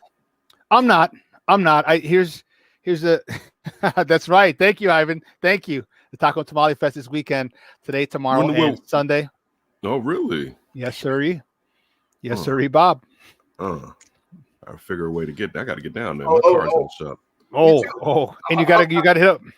You gotta go find my guy John Gear. Big shout out to John Silva and Chicago Gear. He got some new White Sox shirts because he's authorized to make that stuff. So it's pretty dope. So you got Southside shirts, and then on each sleeve it's got different Sox logos. It has the SOX, and then it's got the diamond with the White Sox in it. So those are T-shirts he's said. No, one of them got the SOX on the left, and it's got the City of Chicago flag on the right sleeve. So definitely want to get down there. $20. Those things are gonna go like hotcakes, dude. Hotcakes.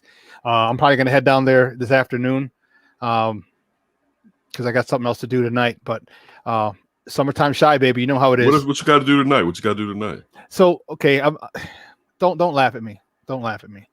All right. You know, I love CrossFit Warehouse. I love going there. It allows me to get up in the morning. Yeah, allows me to vent my frustrations and release my anger and curse at the weights and throw the weights down because they got the rubber weights. So I throw them down. You stupid mother. I love it. Okay, but it's become it's because we're all family. Yeah, that type very similar. And so they started doing something a couple of weeks ago. I was embarrassed at telling you they're having a movie night there. So they had a movie night. Yeah, but that means like I'm a total suburbanite, dude, and I'm fighting that every step of the way. I'm like, is this what you do in the suburbs? You go to everyone walks over and watches a movie outside in the backyard. Well, it's in their part of their outside area. But what movie are y'all watching tonight? So before that, the first week time they had it was like 3 or 4 weeks ago, and we went and it said, is it going to be an adults night or family night? And that's going to, so they had a list of movies, and that was going to determine if it's an adult night or family night. First weekend they had it was Step Brothers. So that was an adult night. I loved it because Step Brothers is awesome. It's so stupid. It's awesome. I love, Boats and Hoes and, what is it? Premiere worldwide. I've only seen it like about 2 times at that. Yeah. It's a funny movie, but I don't have the verbatim memorized to go. Yeah. And then the second one was, I don't know, the family one, so I didn't really give a damn. But today, these damn kids all over the place. But today is trying to get me some. These damn kids running around. But today they're having Friday, so they're going to be playing Friday tonight. So we're going to be out there. It's BYO, BYOB, BYOF. Bring your own food, bring your own drinks, bring your own everything. So your lawn chairs, and so it's cool, bro. It's like they tie a big screen, big sheet to they own a construction company as well, so they have a scaffold outside, and dude, it's a nice. It's nice. So we're in the little area where we work out outside, and it's like a huge screen, and obviously we got the speakers for the music. So the speakers for that, it's loud. It's a good time. So that's what I'm doing tonight. That's cool, man. Ain't nothing wrong with that. Yeah, but I feel like a suburbanite, dude. It's like, damn, no, you're good, dude. Down. No. What, you want to be here in the clubs with the shit is ringing out, right? Like that's what he wants. Good. You right? You want to be ducking and running to your car, like. You good, man. No, you good. I'll be at a bar, and I can't believe I'm saying this, like a tavern. Bougie Shawn Summer. Like there's bars and taverns for like people over 35 and 40. You know what I mean? There we go. They have decent music and stuff. You just chill. Nothing crazy. But I love that all the time. You do that. This is true. This is true. So I can. This is flip the script. So that's what I'll be doing tonight. So I'll probably go see if I can hit the Taco and Tamale Fest, because I'm going down to get my shirts. I'm keeping it 100 with you, bro. I'm going down to get my shirts because I don't. How much are the shirts? 20. How much are the shirts? 20. Oh, I thought that's how much the Taco Tamale Fest was. No, it's free. You just got to buy. You're gonna have to pay for the tacos and tamale. Yeah, every booth that you go, you're gonna have to. I don't know if they're gonna sell tickets. That's what I'm wondering. Yeah, but it might just be cash. Who knows? I'm not sure. But I'm really just going down there to make sure I get my shirts. Just keeping it 100 because I got to get 2 for me. I get to have a black one and a gray one, dude. It's dope. I'm telling you, my guy John for Chicago Gear. You got to get on that thing. Get on Chicago Gear on Facebook. Yeah, I'm gonna get on there after this. I may send you some cash to grab a couple shirts for me. Okay, that'll work. Yeah, that'll work. Yeah. So that's ChicagoGear.com. Chicago Gear. Just on Facebook. He's got a page. Okay. Chicago Gear. Yeah, and cool. So that's what I'm doing tonight. Like I said, I'm gonna head down there, get some tacos and some tamales this afternoon, early evening, and then head back to CrossFit Warehouse to, watch Friday. Did you work out this morning? Did you work out this morning? I did. Okay. I did, and that kicked my ass this morning, dude. But I'm feeling good. I'm feeling real good. So I feel like you had a hard day. When I don't get the rundown, I'm like, hey, he may have had a hard night getting up for that CrossFit in the morning. And the CrossFit kicked my butt. The CrossFit really kicked my ass this morning because it was hang cleans and then roll 500 meters, push press, roll 500 meters. We had to do that 3 rounds. Dude, that got me. That got me. I was discombobulated. I'm walking around I'm just walking back and forth like, why did I come over here? I'm just walking back and forth through CrossFit Warehouse like, what did I come over here for? I don't know. Let me go back and sit down and think about why I walked over here. Let me go. It was a rough one this morning. It was good, but it was good. That's a good workout. That's a good workout if you felt like that. That's a good workout. So yeah, but it was good. Let's talk about these White Sox, baby. The White Sox going into the second half of the season, with hosting the Houston Astros. Big series, man. What are your thoughts? I'd say they need to come out with a little fire, a little piss and vinegar after the way they got their asses handed to them in Houston. The battle for the American League and manager of the American League of the Year, I think, when you look at Dusty versus Tony. Listen, Dusty Becker's done his due over there. We already knew they have talent.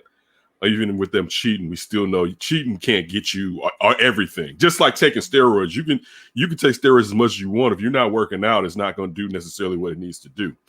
The Astros worry me. You know what I'm saying? They're the buzzsaw that I feel like are standing in between the Sox, making it to the World Series. I won't say winning it all, but at least making it to the World Series. And right now, the Sox haven't proven that they can take that team out. You know, so I think this series is going to be extremely telling. That doesn't mean that if they meet in the playoffs, the Sox can't beat them because the Sox don't have their full accoutrement. But still, you want to see the pitchers come out and dominate those hitters on the Astros. I think that's what I want to see the most, because that can out leverage everything that they can do. If our pitchers can start imposing their will on those hitters, I'm not going to be as worried about the Astros. But the Astros, man, they lit. You know what I'm saying? No punk. Yeah, and this is a team this season. They've been there, they've done it, and they've done it often, even with the cheating. But they've done it. They've been through those. You can't take away that experience, even if they did cheat. You're still on that stage, and there's no the World Series, the ALCS. Like, these guys have been through it, and it's not like they just did it like last year. They've been through it the last 4 or 5 years. So you're dealing with some vets when we're talking about our young team that hasn't been through it. The only experience they had was against Oakland last year in a strike-shortened season in the playoffs, and the Sox fell on their face. Some of that was Ricky, but some of that was also the team, as we talked about, kind of after they got the berth into the playoffs, kind of took their foot off the gas. I don't think we'll see that this year. I don't either. I think the players know better, but also I think it's because of Tony La Russa. And you look at the fact that Tony La Russa had all the players that didn't make the All-Star team had to basically be back by 4 today, you know. So basically they had to be there last night. You know what I'm saying? If they was out of town, instead of just showing up whenever they want to show up. So and you look at La Russa doing that, he's doing that to set the tone that, all right, focused. Yep. It's time to go. All right, now it's the second half of the season. We did all that tinkering. I'll say this. I wonder how much we saw Tony leave guys out there to kind of see what they can handle. Audition, yes. Yep. You got? Now I wonder when the audition stops. When you start seeing Cody Hoyer, when you start seeing Bummer, when you start seeing those exactly jokers. Like when it's like, you know what? No. Like, you had 17 chances, bro. That goes into what you were talking about before the commercial break on the north side and the south side about trades coming in and trades coming out. Because just like when we talked to Josh Nelson last week, or I don't know if that was Monday or if that was last week. I think that was last Friday. I believe so. Yeah, but when we talked to him, I wasn't here last Friday because I recorded that Nagy interview, so it was probably Monday. But regardless, when we talked to him and he was talking about getting a lefty arm, dude, if you're gonna bring me Escobar, bring me Escobar. If you're gonna bring me Frazier, bring me Frazier. At least Frazier can play in the outfield and the infield, regardless. You know what I'm saying? That'd be cool. I'm willing to deal. He got me. Listen, we was doing a joke on that Davis show. Ryan was talking about we was talking about how many Cubans that we're lucky enough to have and how the Cubs wish they could have Cubans like us. He's a Cubs fan. And we were talking about the Cespedes, and I was like, Cespedes. And I was talking about Josh Nelson, saying that basically, you know, that it doesn't, from what Josh Nelson says, it doesn't necessarily look like this guy is going to be a world beater. He may be a guy that can knock the ball out the park, but he's not going to continuously make contact. If you got to deal him, deal him. You know what I'm saying? Like, I'm ready to go. I was half 1 foot in, 1 foot out because of the injuries, but this team and its will to succeed, even with the injury, a lot of teams would have quit. Hell yeah, they would have. And not even, let me just say, not even quit. They still wouldn't have pushed their foot to the pedal like this. You know, they wouldn't be 8 games up. And I know the Sox have beaten some bums, but it would be 4 or 3 because they would play to their competition. That's one thing I'll say this. Remember, we know this from the Sox. Yep. In the past. All right. Take not last year, but we can go before last year and about 15 to 20 years before that. The Sox used to play to their competition a lot. Yep. They would put those bad teams that they should beat. They would come, the Royals, those bad Royals teams that will always come in here and mess with us when they were supposed to be rebuilding and have to rebuild again. They didn't do that this year. So I'm on us. Yeah, it's a pleasure that they didn't. They sit there. They didn't let the teams that they know they should whoop come in here and take games and series away from them. So I'm ecstatic. I'm ecstatic now that the basketball is ending. I know football is about to start, but I'm really about to give my whole deep dive into baseball, especially with how special this season. This season has been a struggle, but it's been a beautiful struggle, and that's just because of the injuries. I think it's because of the results. The struggle's been there, and and every time the struggle happens, or something happens, or someone gets hurt, someone else steps up. And you're like, well, it can't happen again. Oh, okay. Well, it can't happen again. Okay. Well, it can't happen again. Okay. Well, it can't happen again. Just the law of averages. Someone's got to be a bust, right. and no one has. And I think that's what's really made it so special for us, because now all of a sudden, every time someone got hurt, we're like, oh man. That's time that Eloy is getting healthier. That's time that Lubob's getting healthier and closer and closer to getting back on the field. Eloy, as we know, he hit hit a home run his first game back week and a half ago. And now he's ready in Charlotte. So he went from Winston-Salem to Charlotte in a heartbeat. So, he knocks a couple homers over there. They're going to bring his ass up and put him at the DH and keep him at DH. I was dismayed. They're going to play his ass in left and piss us all off. But yeah, they are. Still, he should be. But going to your point, he should be playing more at DH now, especially when you look at what Vaughn can do being thrust out into left field like that. Yeah, so I'm excited, and so if they get an arm, like I'm ready and willing, and to bring these guys on. Like I said last time on Wednesday, it's okay. Because like we might lose a Jake Berger, we might lose a Gavin Sheets, or we might lose an Andrew Vaughn. I don't want to lose Vaughn because he's. I don't want to. If the other two are more willing to let go, yes. I'd rather Vaughn stay, but still, you got to trade something to get something. Yes, So but I'm willing to do that. And if you can trade Cespedes, because we don't know what he's going to be. Okay, right. We don't. He's a sensation. And if you tease me though, if you tease me, don't Lou Brock me again. Don't Lou Brock me again. That's true.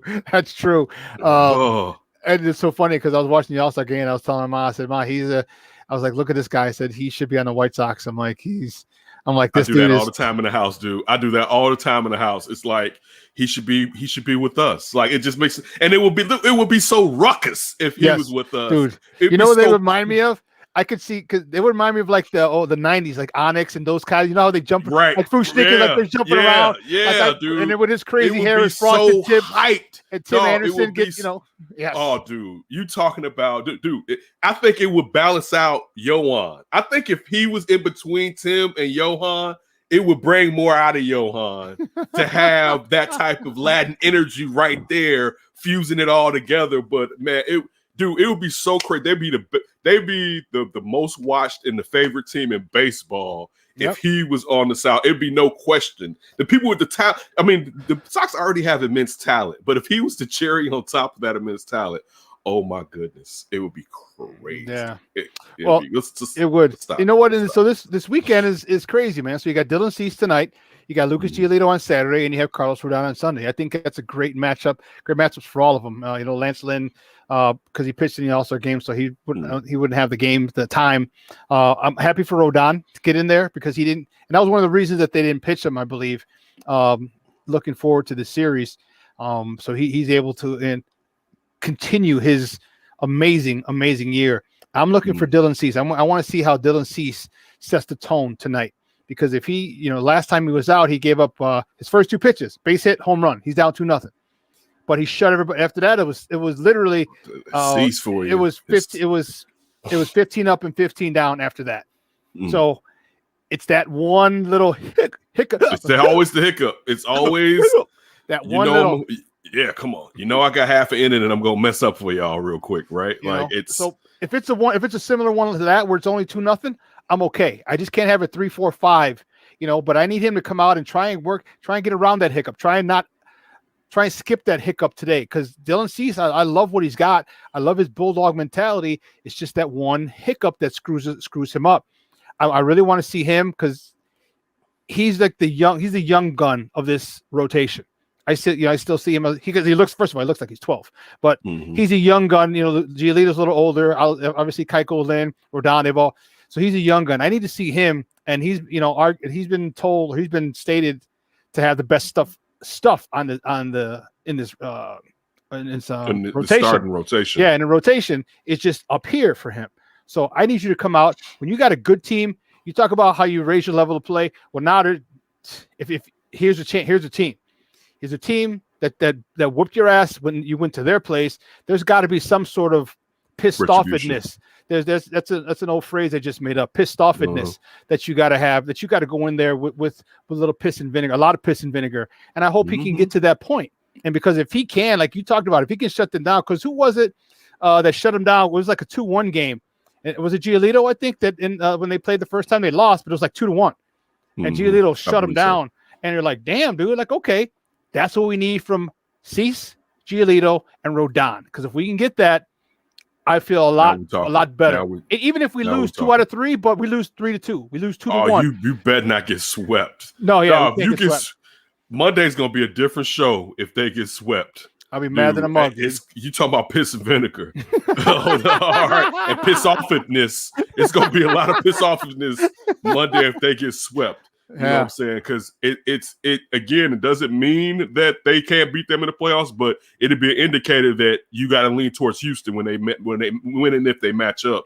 They need to get 2 out of 3. I'm with you. It'd be cool. I mean, it'd be all right if they get 1 game. They need to get 2 out of 3. That was a 4-game sweep. That wasn't even a regular sweep. That's a we own your ass sweep especially when it wasn't even a situation where they didn't know who the Sox were, or the Sox were creeping up. No, this was the opponent.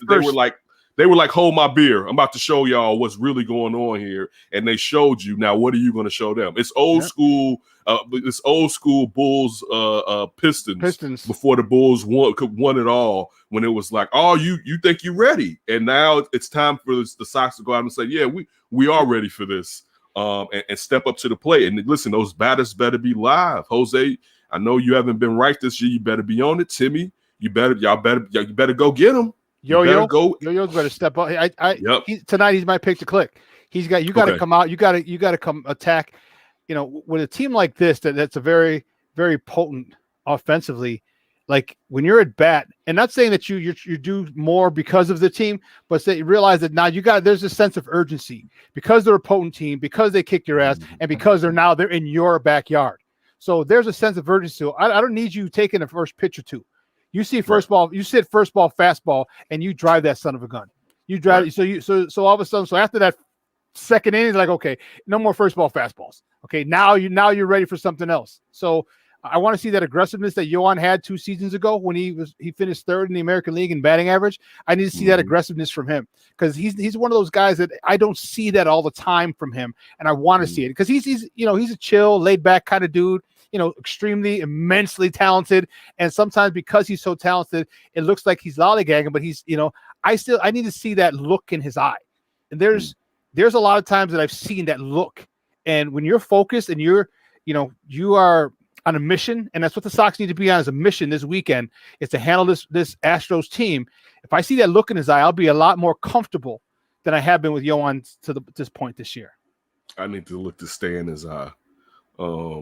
Like if that's like that he's one of those guys was like, dude, we expect a lot from you, and we've really only had 1 year where it was like, oh, here we go. It needs to be some times where you are the linchpin. You know what I'm saying? Speaking of Yohan Moncada, like we're sitting here talking about him, we'd still be waiting for Lou Bob to come back in Eloy, but you were supposed to be up there with them, to where we shouldn't have to overly depend on old Jose Abreu and Tim Anderson, even though Tim Anderson is young too, but Tim Anderson should be able to go through ups and downs with the type of consistency that he has. You should be where Tim Anderson's at. You should be where Tim Anderson's at right now with all the talent you got. Yeah, you're too talented to do that now. You've had enough at bats in the big show now. You know what I'm saying? So that he's a player that sometimes it's like, come on, dude, we need you to be special, like that. Like you're not supposed to be just straight. You're actually supposed to be special. You know what I'm saying? So that's what I mean. You're the with your bat prospect in the minors for a reason. Exactly. On bases, like you're supposed to be a special guy. You look at some of these numbers that some of these guys has as far as homers and steals. You're supposed to be around there. Now, maybe you don't have 20 or 30, but you should have 15 steals and almost, 30 home runs or 20 something odd of home runs. Like that's the type of talent that you possess. And outside of before last season, and again last year I was saying with you with the COVID, but I know people have long hauler when it comes to hope. Man, you straight. Let's go. You know what I'm saying? Like that. Like let's go. Somebody needs to light a fire under that young man because he has more in him that he's putting out on the field as of this season. I see him as a 30-30 guy, maybe a 40-40 in a good season.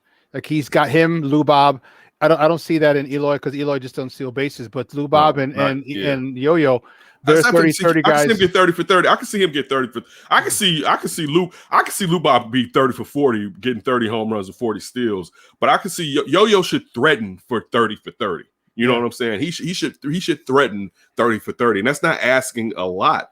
But you need that. You know what I'm saying? Again, because the Sox have so much going on, sometimes I feel like he gets more of a pass than he would if they didn't have as much talent, but also the success that they have. If the Sox were sucking, we'd be on his ass if the Sox were sucking. Yeah. Let's talk about the team on the north side. The north side, they made a trade yesterday, trading Jock Peterson for Bryce Ball, a left-handed slugging first baseman. I think that was made. We all thought Kimbrel was going to go first just because of how dominant he's returned to, or Bryant. But I think that this was injury driven due to Ronald Acuna tearing his ACL. So they needed a guy. He's a good clubhouse guy. Away. Yeah. He was mess around. Yeah, because what's going to happen? The thing is going to snowball, and they're going to take boom, boom, boom, boom, boom. And next thing you know, now you got a crappy outfielder. At least you got one of the best ones. He was the spring training home run champion. Started to heat up a little bit, and a good locker room guy. So, who do you think power? Next? Do you replace Acuna with? Listen, it's. I hope it's Kimbrel is next. I'm a Sox fan, right? It's going to be a sad day when Chris Bryant gets traded out of at least Chicago. That's just the truth. That's the truth of the matter, man. Like I'm gonna hate to see Chris Bryant leave Chicago. You know what I'm saying? So I mean, this stuff on you. Imagine what's going to be for Ivan. I agree like that. I mean, definitely. I would hope they don't send Javi Baez away.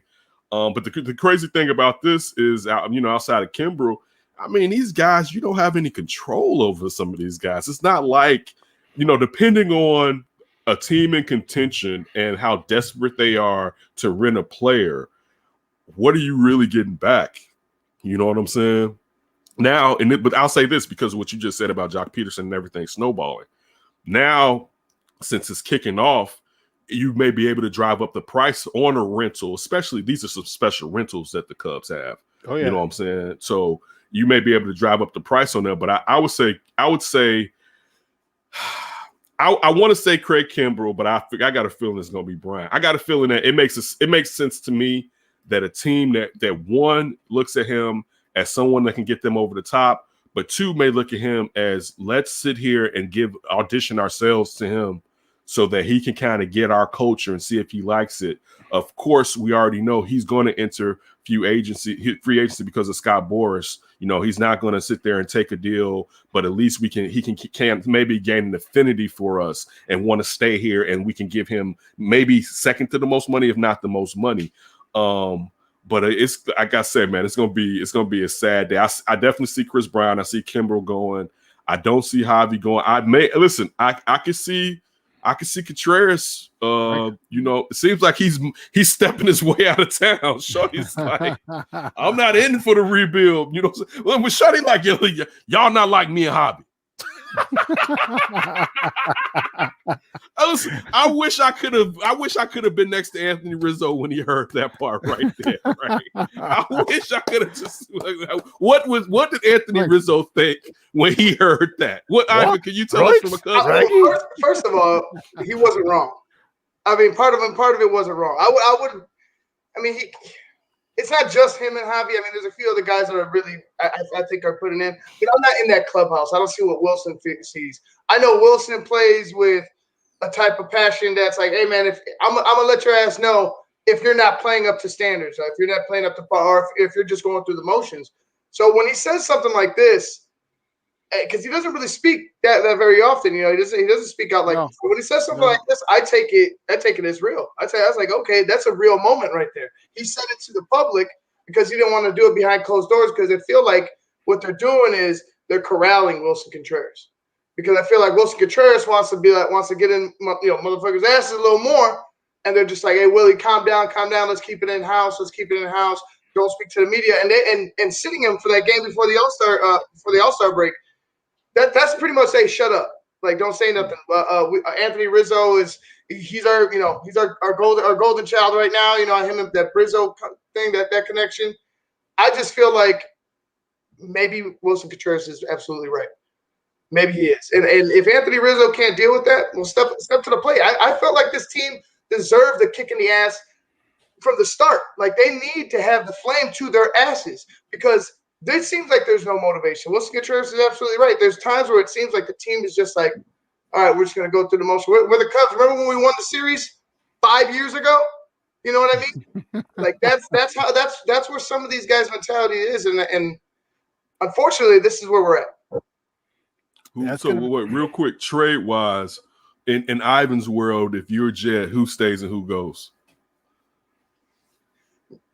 If I'm Jed, I'm gonna be selfish. I'm just gonna say, hey, look, I really think it's everything for Chris Bryant. I really do think it's everything for the world for Chris Bryant. That's what I believe they should do. Will they do that? The way that they've been, when you say everything, trade, get everything in return, or do everything to keep him. Okay, keep him. And if they do trade him, it better be everything. You know what I'm saying? It's for a rental though. Yeah, no, it's hard for me. Well, it better be. I'll say this: it'd be a tweener, top end prospect, like a maybe in your farm system, maybe top 20.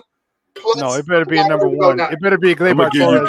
I'm gonna give you Gavin Sheets. Gavin Sheets. You like a Gavin Sheets? Plus MLB ready player right now. So, no! If we're talking about going to the Sox, it starts with Michael Kopech. Listen.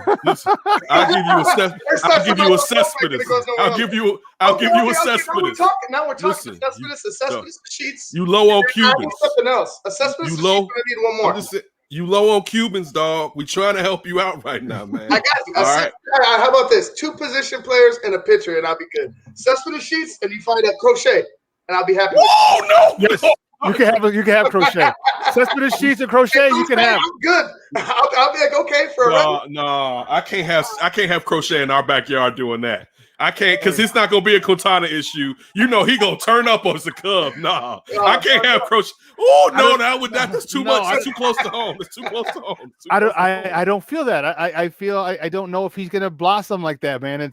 I don't know. Oh, look at from across the pond. You got a hat tip. Oh, thank you, Barlissimo. I appreciate it, man. His cap has been doffed in your honor. I love how they talk over there. So do I. Speaking of King's English. I love it. Yeah, I was coming at Matt Nagy, Barlissimo, screaming abuse. All right, as I try to speak the lingo over there, I was screaming abuses towards Matt Nagy.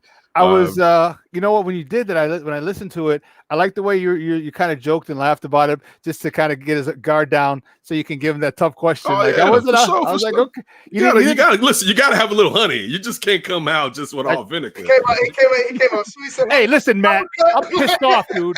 Right? What the hell are you doing? Not running Montgomery? You're gonna run him? No, right now. Are you gonna run him 20 times? Are you going? No, answer my question.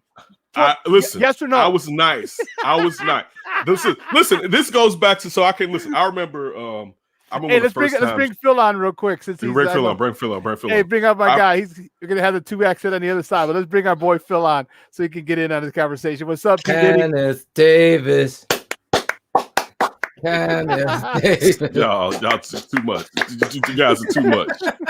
Dude, we promoted the shit out of you because I just want to piggyback. I'm, listening in the background, smiling because you did a tremendous job holding people accountable. That is something that we at TTNL and we as brothers here, keeping it 100, have wanted. And I've gotten more DMs. Oh, thank you for talking about Ken. I just watched the show in the last 24 hours praising you for keeping it 100 with this coach and putting him in accountability. Something I think that's on Front Street. Yeah, he put him on Front Street, but you also did it with the football sense.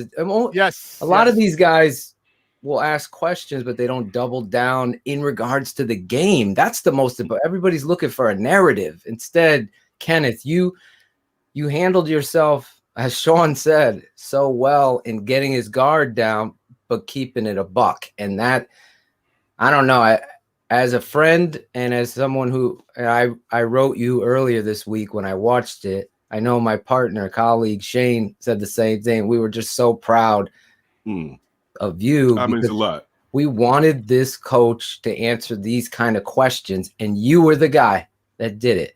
And you did it eloquently. You didn't, I'm not. Yeah, I didn't have to come heavy-handed and exactly wop, but still state the facts. Yes. And some of those facts I've gleaned off of you guys. I said on my show last night, you were still the first person that pointed out what David Montgomery was. I appreciate that, man. That that no one was like, listen, no, this is David Montgomery and what David Montgomery can be. And Shawn, I was just about to say, I remember being in the office. This is clearly pre-pandemic. Been in the office like 2.5 years ago, like one of the first and second times you asked me to come on here. And I remember going into one of the booths in the office.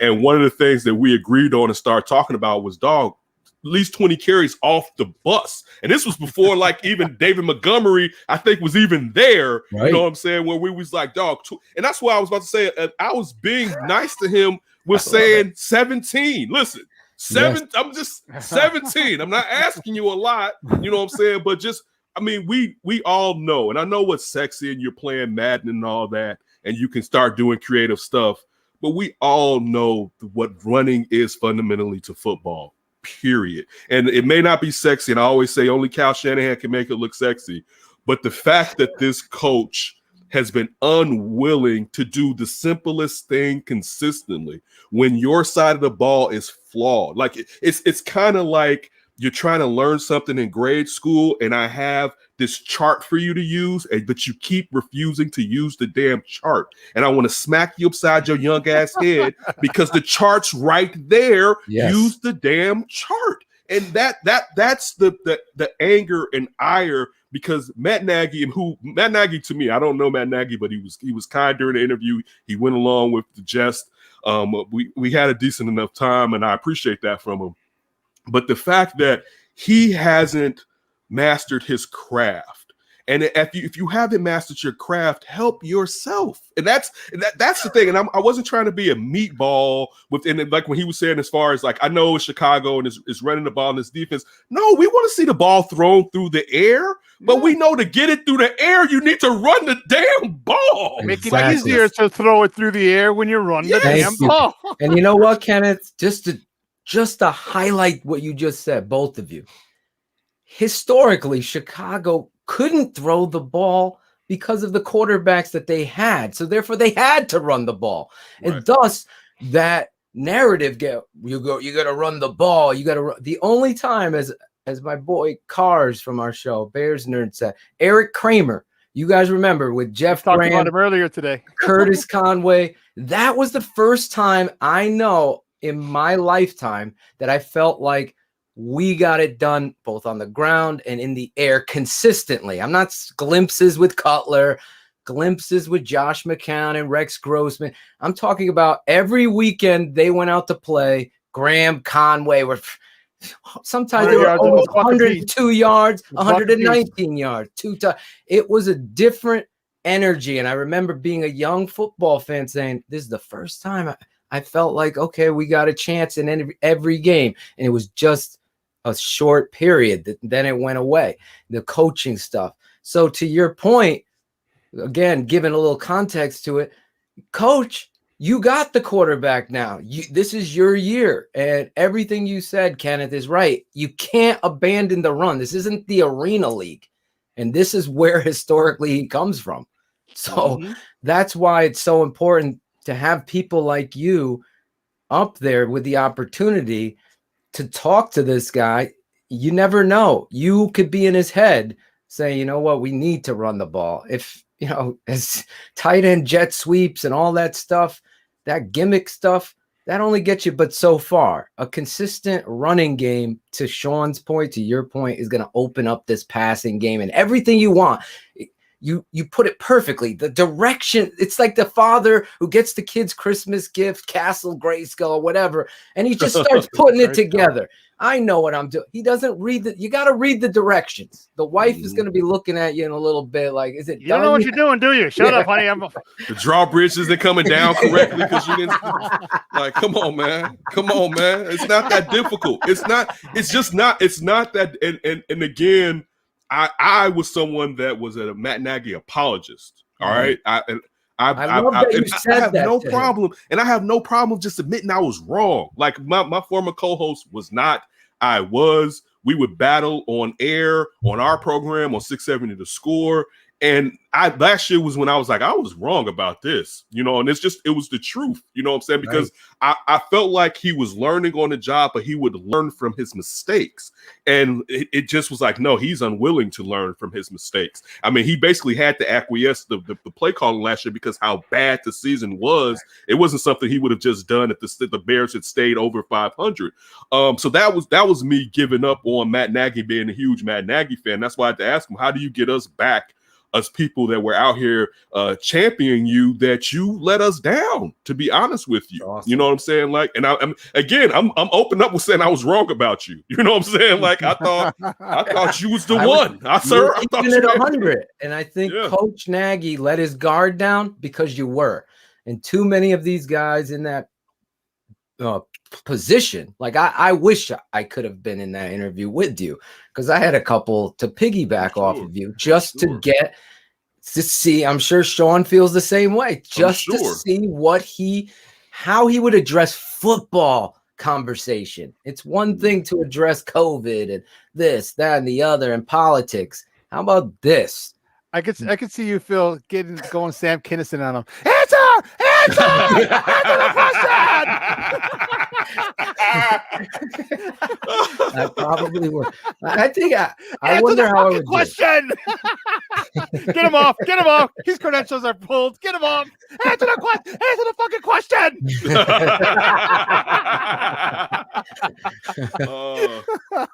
Yes, I would prepare overnight to make sure I was in the appropriate Zen place. Yeah, you had to be. You had to. Would have my.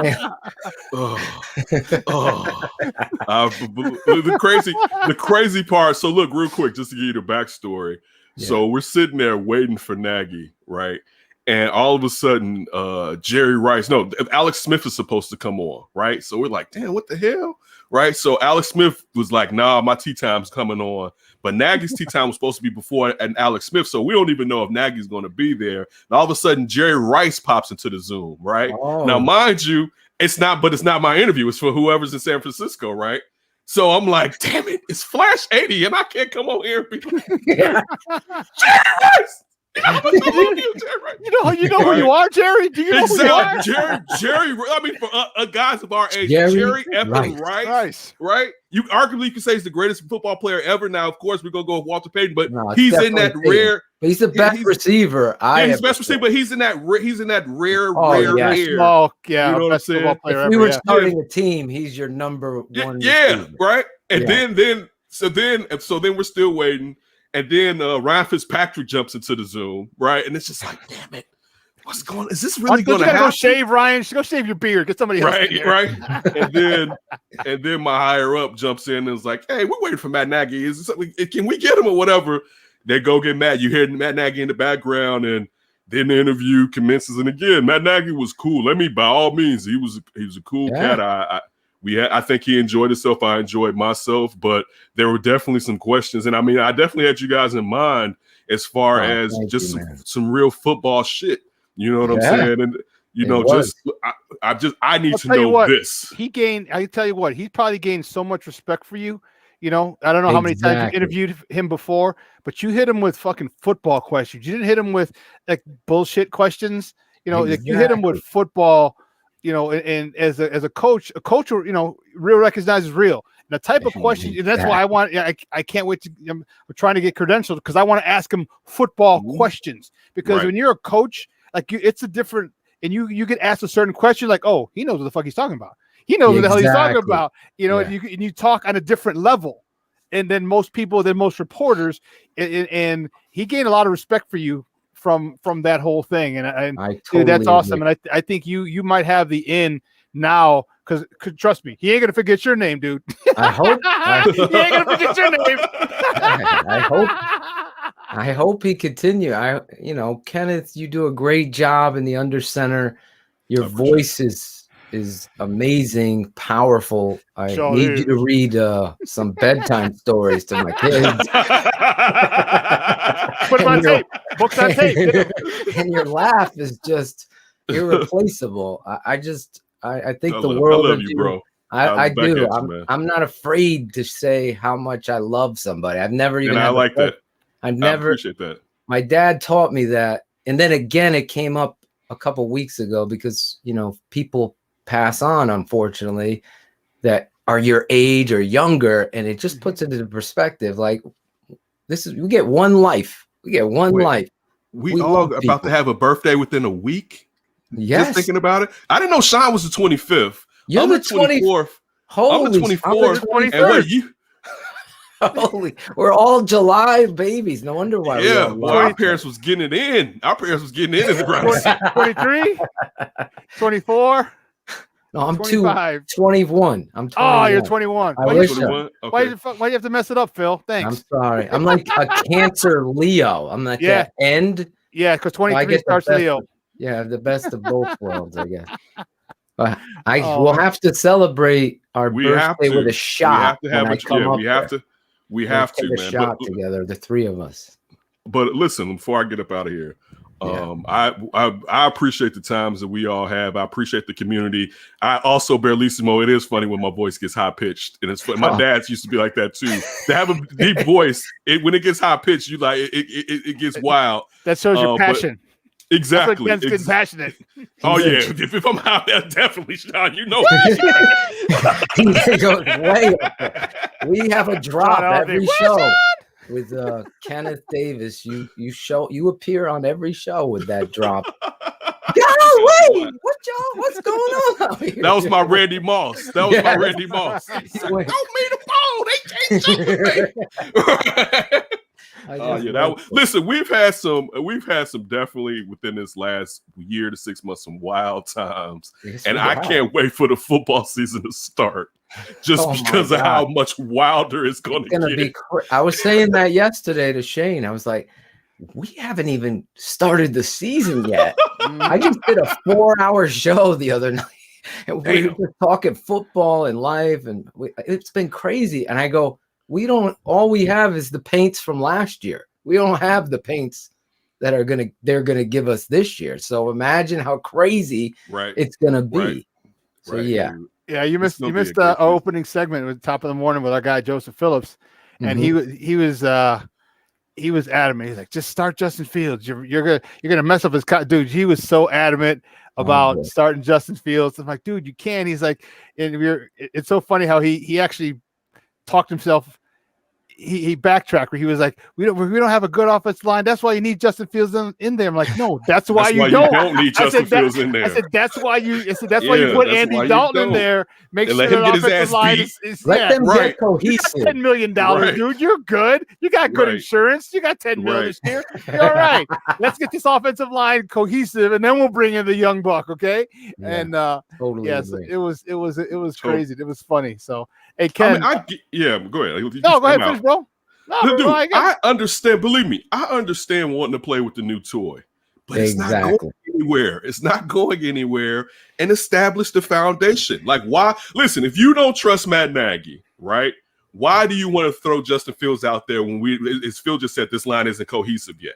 Right? Like, and regardless of what you think, the line isn't cohesive. Tevin Jenkins has never played left tackle in the pros, never played right tackle in the pros, but he's never played left tackle full on, even in college. Let that kid get used to playing that position. Whoever's going to be right, if it's going to be a Fetty, cool. Let that line gel, and then we can start talking about putting this kid in the game. Like, that's totally agree. I said the same thing the other night, and it's up to Matt Nagy and company to make preseason scrimmages so important. You can't bubble wrap with the CBA. the way it is with the lack of padded practices and what they could do, those scrimmages become even more astronomically important because anybody could do it against somebody going half speed. But when the chips are on and the message is clear, the best are going to play, then you're going to get the best offensive line that you possibly can. And that's something we haven't had here. And Olin was on our show a couple weeks ago. He said it. You see that they've completely rearranged the attitude of the guys up front. So it's so important to try to, when you're going live, you could talk about it all you want. Like I said it the other night, Jenkins shouldn't just get this position as much as I love the guy. He's got to be in the competition and earn that shit. Exactly. And when you do, guess what? Now you're cooking with gas. Now everybody's opportunity to go out there and be successful begins to be easy. And you know why? Because they trust you, because you earned it. Because everybody in that huddle says you earn that shit. You weren't given it because you're a first round, second round, whatever pick. You're this guy here, that guy. You earned it, and that's the one thing that you ask any football player. Yes, they want the money, but they want the respect of their peers. They want the respect of the other 10 guys in that huddle and the other 52 guys or however many in the NFL. But however, the rest of your teammates, that's what you want is that respect. And if they know, earned, not given. And that's what you want, and say, hey, because I earned to be here, because you earned to be here, you earned to be here. Because if I busted my ass for my position, I don't want someone else just jumping in because he was he was great in college. What's his name? Tony, what's his face? Was a stud in college, and he Tony was Mandarich. Tony Mandarich. He was a stud in college too. And what happened to him? He was a tool. Man boobs. Totally man booberich. Okay, but you know what? And that's it. If I know that you busted your ass and you beat people to get here, then I got mad respect for you. But my last thing is this. When we talk about this offensive line and being nasty, they can't be nasty if all you have them doing is pass blocking. You got to let them put their will on somebody. Say it again, Ken. If you want them to be nasty, unleash them. All right, let a guy pull. Let him surprise somebody. All right, let him shock somebody in the hole and put his will on them. If you want them to be, if you played any football, you don't want to do this all day long. All right, you want to go after somebody, so let unleash them upon defenses and let them get at it a little bit. Of course, we know they're going to have to pass block, but let them get at it if you want them to have a nasty type of attitude. But it helps the pass block because it helps because if I'm moving your ass and I'm driving you to the ground, well, guess what? My first job is to not get driven to the ground. And if I'm trying to not get driven into the ground or push back, guess what I'm not doing? I'm not going after that quarterback. All right, because it's self-preservation. Because if these guys can move the guys the way we hope they can, okay, the way that they were able to in college, okay, and this is what I've said on this show. You run the ball, because once you do, there's an old saying, and we all know this: you have to earn the right to rush the passer. And if you don't earn that right, if you don't stop the run because they're getting 5 and 6 and 7 yards a pop, guess what? That you have your first job is to attack and hold.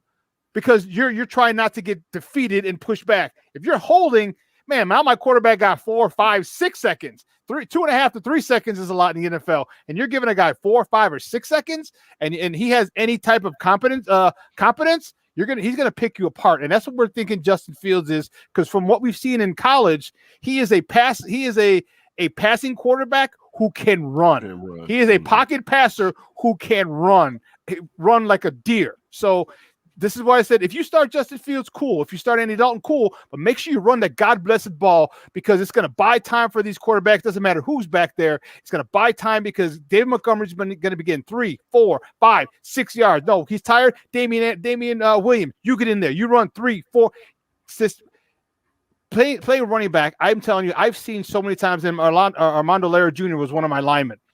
And there are so many times that we would see at the end of a game, you would just see them. They didn't want to win. They didn't want to compete anymore. So when you take that away, if you take that, the will to compete, you know how much time your quarterback is going to have back there to throw the ball? And that's what Matt Nagy doesn't get. We're not saying run the ball, go back to the wishbone and this and this. No. We're trying to make it easier for you, because you have you have the line that you want. You have the running backs that you want. Make it easy so you can use the passing game that you want to use. One hand washes the other, but he just doesn't get it. Hopefully Bill Lazor got to him, and the Bill Lazor games that were called got to him. But man, I hope so. And you talk about keeping the defense fresh, Barrelissimo. Come on, man. The defense like, oh, this team, they can come off. All right, we got about 20 minutes because it's gonna be like a 12 play drive. So we got 20 actual minutes before we got to get back on the field. So exactly. Let's go, Nagy. Get your shit together, dude. I'm out on this one. On the flip side, and you talked about how you have to earn to rush the passer. There's nothing better than being a defender when your defensive line coach tells you all you have to do is go after the quarterback, and you don't have to worry about pin your ears back. Pin your ears back. I said, being in high school, my defensive line coach was like, "Just go after the quarterback." I was like, "For real? Like, it's nothing. Nothing. Are you serious? Like, that's it? That's my only responsibility." Like, am I on candid camera? Because exactly, it's nothing. There's nothing better. That's the best moment. I'm out. I'm out, guys. I appreciate it. I will holler at you both next week, man. Definitely appreciate the times. You guys be safe this weekend. Everybody on here be safe this weekend, man. I'll holler at you. All right, Ken. We'll talk Wednesday night, Kenneth. I'll see you there. I'll be there. Just let me know what time, Phil. We will. My producer will be on it, Jackal. No doubt. No doubt. Jackal. Shawn, I'm coming on here live as well as you, inviting you on. Keep it at 100 Wednesday night. It's the DDP birthday show. Okay. Do you have a good vocals? Can you sing happy birthday? No, hey, my vocals are top notch for happy birthday, dude. Don't ask me to sing much else, but happy birthday. I'm good. Wait, what happy birthday are we singing here? I need to know. Yeah, there's a couple of different ones. We're there's sing a couple. Stevie Wonder version. Because you know, over here we jump into that Stevie Wonder version usually on the happy birthday to and then we gotta start rocking. Hey, if you got it. If you got that version. Happy, like we gotta let it ride. I think it's gonna be too lit, so we can't go with the slower version. It's gonna be too lit. Yeah, it's gonna be too lit. You got it. Yeah, go with the hype version. I always like hype. He said the Marilyn Monroe. Hey, look at this. This is freaking hilarious. The Marilyn Monroe. Definitely not that one. I'm not Mr. President, any. Mr. Draft Dr. Phil. We'll see. Oh, that's crazy. Hey, listen, we're gonna take a quick break, and on the other side of the break, you're gonna have the the two-back set, me and my guy Phil Atosha. So don't go anywhere, folks. Keep it locked right here, Shawn and Maya in the morning on SportsZone Chicago. Get out while you can. Don't get a sucker no statue. Give him guts. I told you I wasn't going away. You got your shot.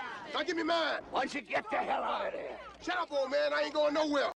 AutomotiveMap.com presents the Sports Flash on the SportsZone Chicago.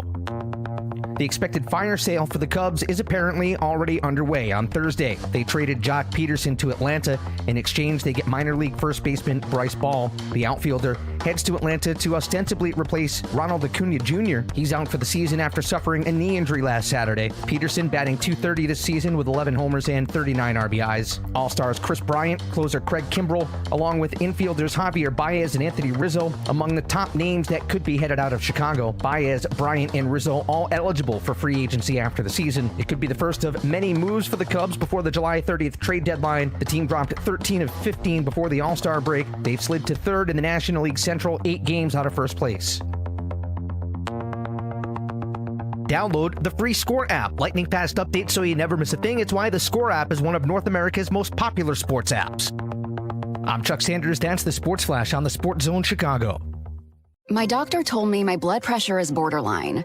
I figured I could worry about it or do something about it. So I took control with Garlic Healthy Blood Pressure Formula. It works safely and naturally to help maintain healthy blood pressure with a custom blend of garlic, vitamins, and minerals. And it's odor-free. I'm taking charge with Garlic Healthy Blood Pressure Formula. These statements have not been evaluated by the FDA. This product is not intended to diagnose, treat, cure, or prevent any disease. The term natural references only the garlic in the product. Use as directed.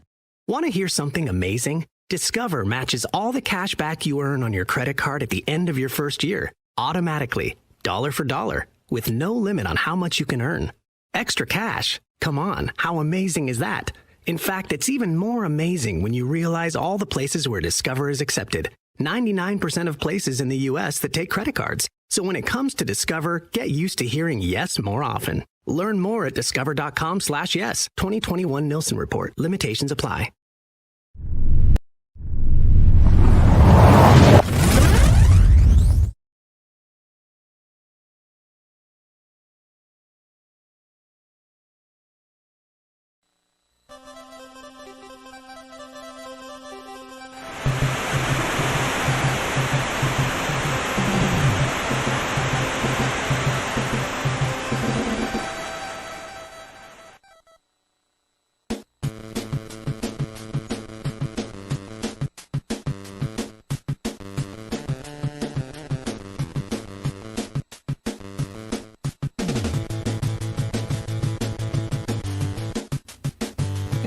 shit goes downhill. You would think guys would fucking pick up their game. And they're not going to have a $39 million cap hit for a guy who's not there.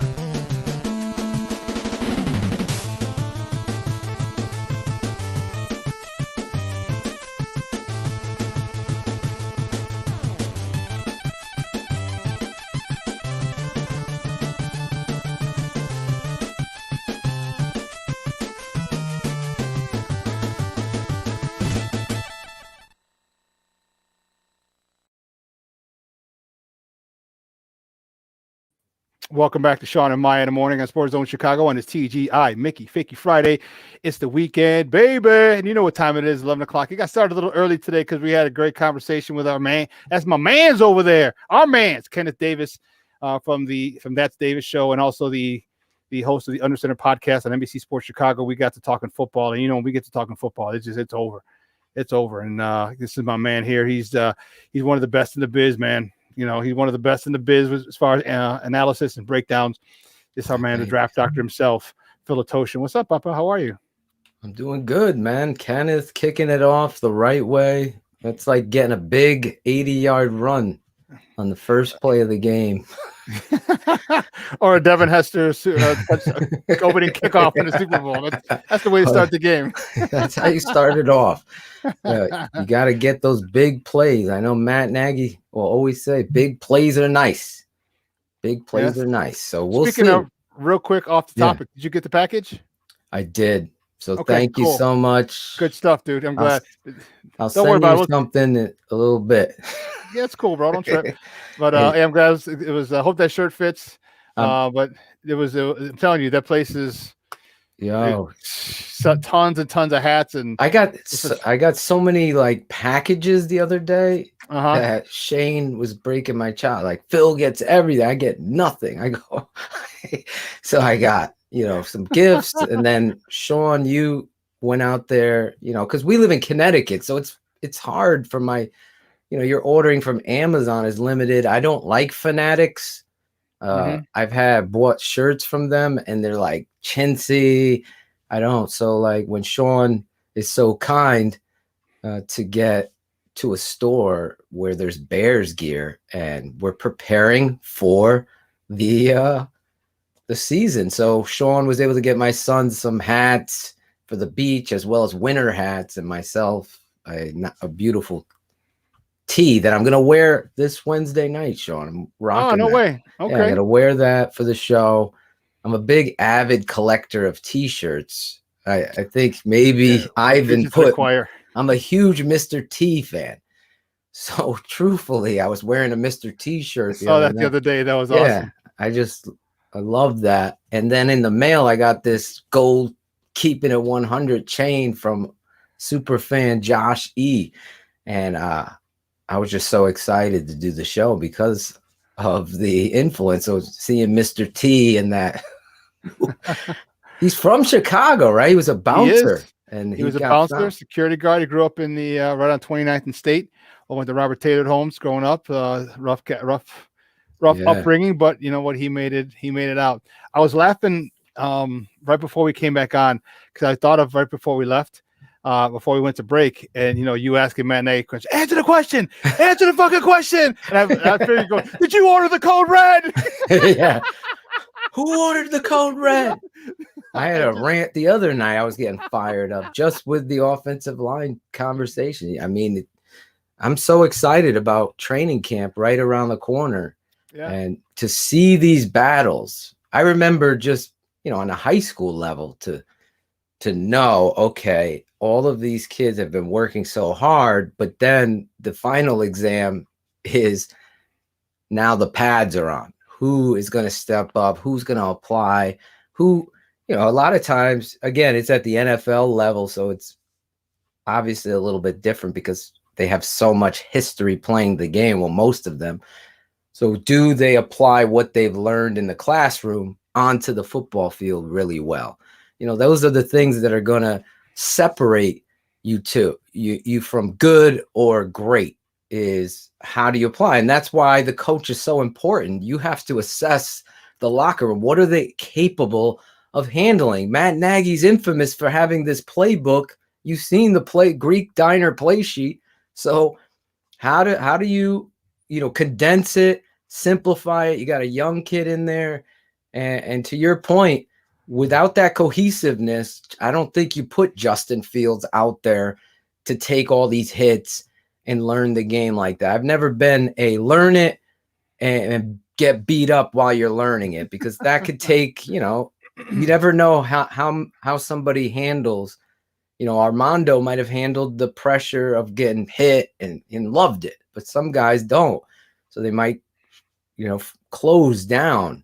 Or, you saw it with David Carr when he was with the Texans. Mm-hmm. He took a beat in there. That kid had a lot of freaking talent, but he couldn't get over that hurdle. And mentally, he couldn't process the field or whatever because there was no consistency up front for him and there was no surrounding talent. So you've seen a lot for every Aaron Rodgers and, Patrick Mahomes, there's like 30 guys that just had some talent and couldn't overcome that wave of physicality that the NFL and speed that the NFL has. So I'm excited about getting to see these guys live. I hope Nagy has a great plan. I know they're going to do inter-squad practice with the Miami Dolphins too. That's going to be awesome. So that's going to be great. Did you apply for tickets to go over to Hallis? No, I didn't. Because I'm going to apply for credentials. So we're in the process of getting that. So if we get the, that'll be phenomenal. Yeah, that'll be a Shawn Sierra question. That would be great. And man, they're going to be straight. They're going to be hardcore football. Like, well, why did you pull the guard on that one? Was that a straight RPO or was that just a? Yeah, Coach. On 3rd and 1, why is Tariq Cohen in the game there? Wouldn't it have made more sense to have a bigger back in the game and pound it and shove it down their throat? Or did you, Coach, pitching it out on 3rd and 1 to your wide receiver, was that a smart move? There was a play I was looking at from last season because I was putting together a little rewind for the network, and it's 3rd and 4, Shawn, and they put trips out to the right in bunches. They run a guy in motion, and it's clearly man to man because the corner's following the motion. So it's 3rd and 4 now. Big moment in the game. It's against Green Bay, too, your rival. See the man, right? They still throw the bubble screen, and they're trying to ask a Fetty to go all the way out 15 yards and block the corner that's pressed up on Allen Robinson. So guess what happens? 3rd and 4 turns to 3rd and 6 because Allen it's late, kind of weird ball.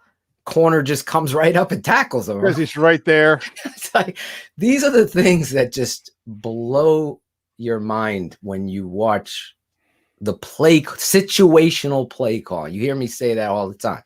It's like everybody can, all right, your first 15 plays, you could see success. It's up to you now to assess. You gotta let go of your pride as a play caller to see what's working. If the freaking dive play isn't being stopped and you just want to do the pitch out like Ivan said, because no, that's poor coaching. And that's why it's up to me, you, Kenneth, these people to really hold the flames to the feet of Nagy when it comes to situational play calling and a game plan. So I said this the other night, Shawn, he is the only question. I love looking at this roster, assessing the talent there defensively.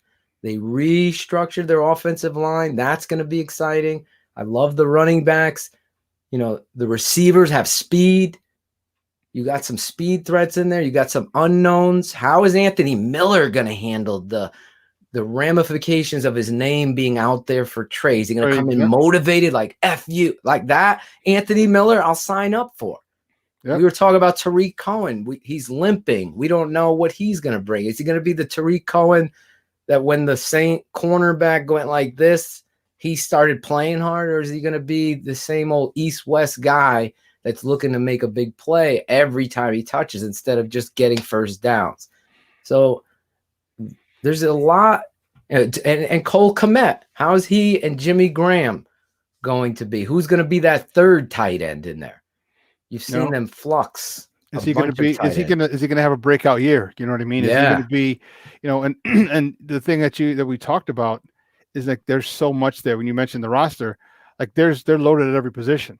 And so for Matt Nagy to not use this, and this is why the run game starts at all, because you talk about if that dive play's working, well, guess what? You pull it and you hit the tight end on a tight end pop or a tight end slant because everybody's coming in because your dive play's getting 3 or 4 yards. Exactly. And then you're going to say, okay, they're just going to run it and shove it down our throat. We're going to stop it. Oh, no, they're not. They pulled it. And now the linebacker is filling the hole. And guess what? There's a vacancy where he left. And now the tight end gets it and runs for whatever. Is Cole Kmet going to be a little nasty? Is he going to be, because he wasn't nasty last year. Right.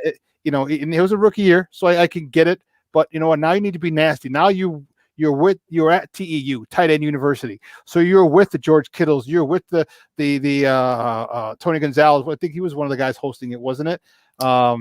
Greg Olsen was out. Greg Olsen. There you go. Kittle. So you're talking about the top tight ends in the NFL. So you need to pick something up from them. You need to absorb, through osmosis or just by watching, how great tight ends go about their business and get a little bit of an attitude. Because if we get a tight end with an attitude who likes to run people over, oh my God, come on, man! I think he picked it. I think he picked it up towards the end of the year. You started to see it. But I wanted to let you know, Phil, your favorite people, PPF.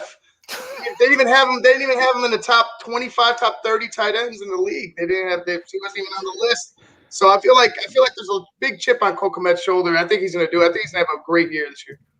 Yeah, those lists that come out, you saw David Montgomery reference those lists. As much as they don't really matter, you get labeled in a certain way that doesn't sit well with you, then you got to do something about it. So that's self-motivation. I think when I'm talking about Cole Kmet, I will say this to Ivan's point. You saw him stepping up when he became more a part of the game plan. And that's another area where you're scheming to involve somebody in your offensive philosophy. Just you have no counter off of something you've done previously. That's a big mistake. So when you're self-scouting, hopefully Nagy and company see that the hodgepodge or the potluck offense that you continue to throw out there can't be. You have to have this is who we are. This is what we do. And then you build off that. You go further and further out, but you have to find the foundation of what it is that you're going to do, whether it be formationally or philosophically. And Nagy has never done that. He just has his playbook, drops it down, and these are the things we're going to try out. And you can't be like that. And hopefully he's learned that. And one other thing about Cole Kmet, as we're talking about him, I think it's so important that he be so much a part of what they do. Like, it's important to get him involved because he needs to understand as a young tight end what it's going to be like, the grind of catching these balls, putting your shoulders down and getting many yards as you can. You can't learn that if you're not getting the ball. So it's so important to get him involved in this offense early and often. And I agree with you. I love the fact, I think we talked about this previously, that he was down there working with all these guys, seeing how pros go after it and be a competitor. If you're not competing, I don't know what you're in this league for, to be the best. And you saw the pictures of him physically. He looks like he has prepared real hard, worked on his body to be ready for this football season. So I remember, Shawn, I'm sure you do, Greg Olsen as a Bear, and he was coming into his second year, and you saw the same kind of little glimpses in that first year near the end. In that second year, he got hurt, a little nicked up in the knee in the preseason, and we didn't see him for a few weeks. And then he came in there so motivated to play, and the Greg Olsen story was written until he was ridden out of town by Mike Martz, for God's sake. Fucking Martz. I don't need a tight end in my offense. Oh, my God. You had the tight end there for the first time in a long time that was just a difference maker. Cutler's buddy too. Cutler was mad as a mug, dude, when he I would traded have him. Like been you did. mad What? too.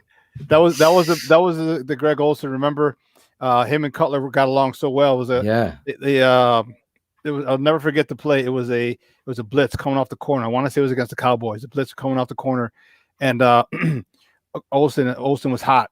Cutler took like half a step back, hit Olson, and Olson. There's a receiver running down the slot, running down the field. He was in the slot. And the DB, it was man. The DB's running with him, and Greg Olson's running right behind the DB. Was against Dallas Against Dallas. And it's just so beautiful. The DB's looking this way, and behind him, running next to him is Greg Olson. And the DB has no idea. All the way. I'm gonna stay with you since you're not looking over here. And he'd run. It was awesome, you know. And that was a time when I was like, wow, we have something here with Cutler and Olsen. Jeffrey, Marshall, Cutler. Well, but before that, you had Olsen. You didn't have Olsen and Marshall. I'm sorry. You had who did we have? We had Rashid Davis, Greg Olsen, Bernard Berrien, Muhsin Muhammad. I was gonna say Muhsin Muhammad. Muhsin Muhammad. Yeah. That offense that was the offense that had a glimpse of greatness, but the greatness, you know, came from Thomas Jones, Cedric Benson pounding it up in there. And speaking of wide receivers, dude, talk to me. What do you think about A-Rob? They didn't get that deal done. It had to be done yesterday, 3:00 Central Time, and the long-term deal didn't get done. So I don't know how he's going to live this year on $17.7 million, but you know. Imagine having that problem. Sign me up for that problem. You know, what do you think? Do you think this is the last? Because you can tag him 3 times, you know, and the price goes up every time because it's the average of the top 5 salaries at your position. So he's at 17.7 this year, I believe. So it's going to be 20 next year. If they tag him a 3rd time, it'll be over that. 21, maybe 22 next year, and that's all. That's what he's asking for is 20 a year. So what do you think would be? Or do you think this is the last we've seen? We will see of A-Rob as a Chicago Bear, or what? This is the story of who are you, A-Rob?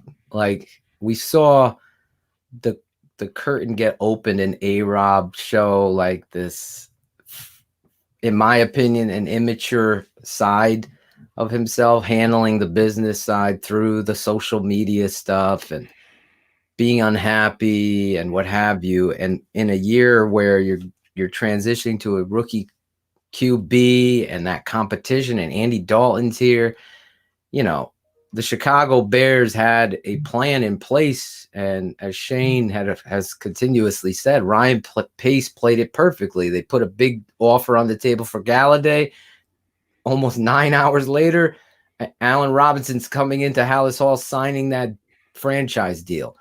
Because the Bears would love consistency from that position. And Allen Robinson, for his faults, I believe, you know, I don't think he's an elite, like he's in that top 10. Maybe he's in the 10 as a football player, but he is a great football player that, you know, I don't think is worth $20 million. I think you could do better.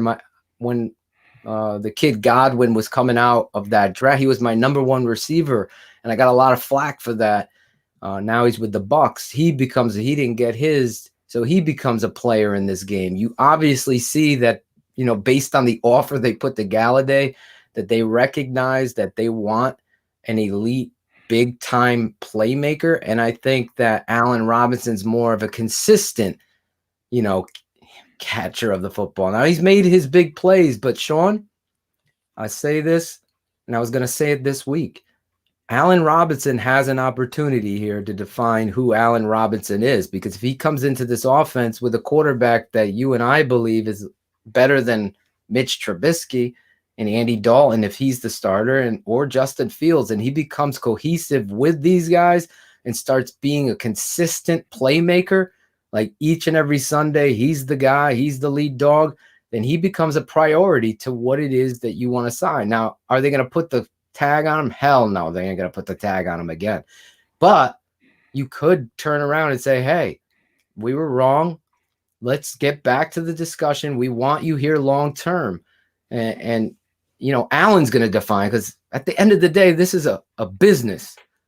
And if you're consistent, you looked at, go back to that time with Conway and Kramer. You looked at Jeff Graham got traded out of town. They were getting cohesive, and you let this guy go. And that's been the story of the Chicago. Greg Olson, we're getting cohesive. We're building. That's a piece to our offense. Nope, trade him out of town. These are the things that you've seen the Chicago Bears not understand. So if Allen Robinson, you and I will be talking about, if he's in this next upcoming season, each and every week, I don't give a shit about the numbers, putting up a performance that is consistent to an elite receiver and is becoming a big definition of what you do offensively, then he becomes a priority to get under contract, in my opinion, because homegrown, knowing the system and being a part of the culture is very, very important to me. And it's something, as I go back historically with the Chicago Bears, Jeff Graham, trade him. Olsen, trade him. You get these players that show up each and every week and you don't reward them. That's a problem. So Allen has been a distraction, no doubt about it. I know the front office does not like the fact that they probably didn't get a deal done or what he was asking to get paid and the drama on social media. But now when it comes to football, this guy has been a pro's pro. Say what it is you want about him. He didn't have the greatest of year last year, but there was a lot of reasons why he did not. So let's see how he goes, because I'll be the first one banging the drum if he's working his ass off away from the football. That's a problem. Well, he hasn't been the best. He had 1250. He had 1,450 yards last year, so it was a good season. And that's with the flux of quarterback. That's with with Trubisky, with David Foles, with Chase Daniels. You know, imagine what this guy.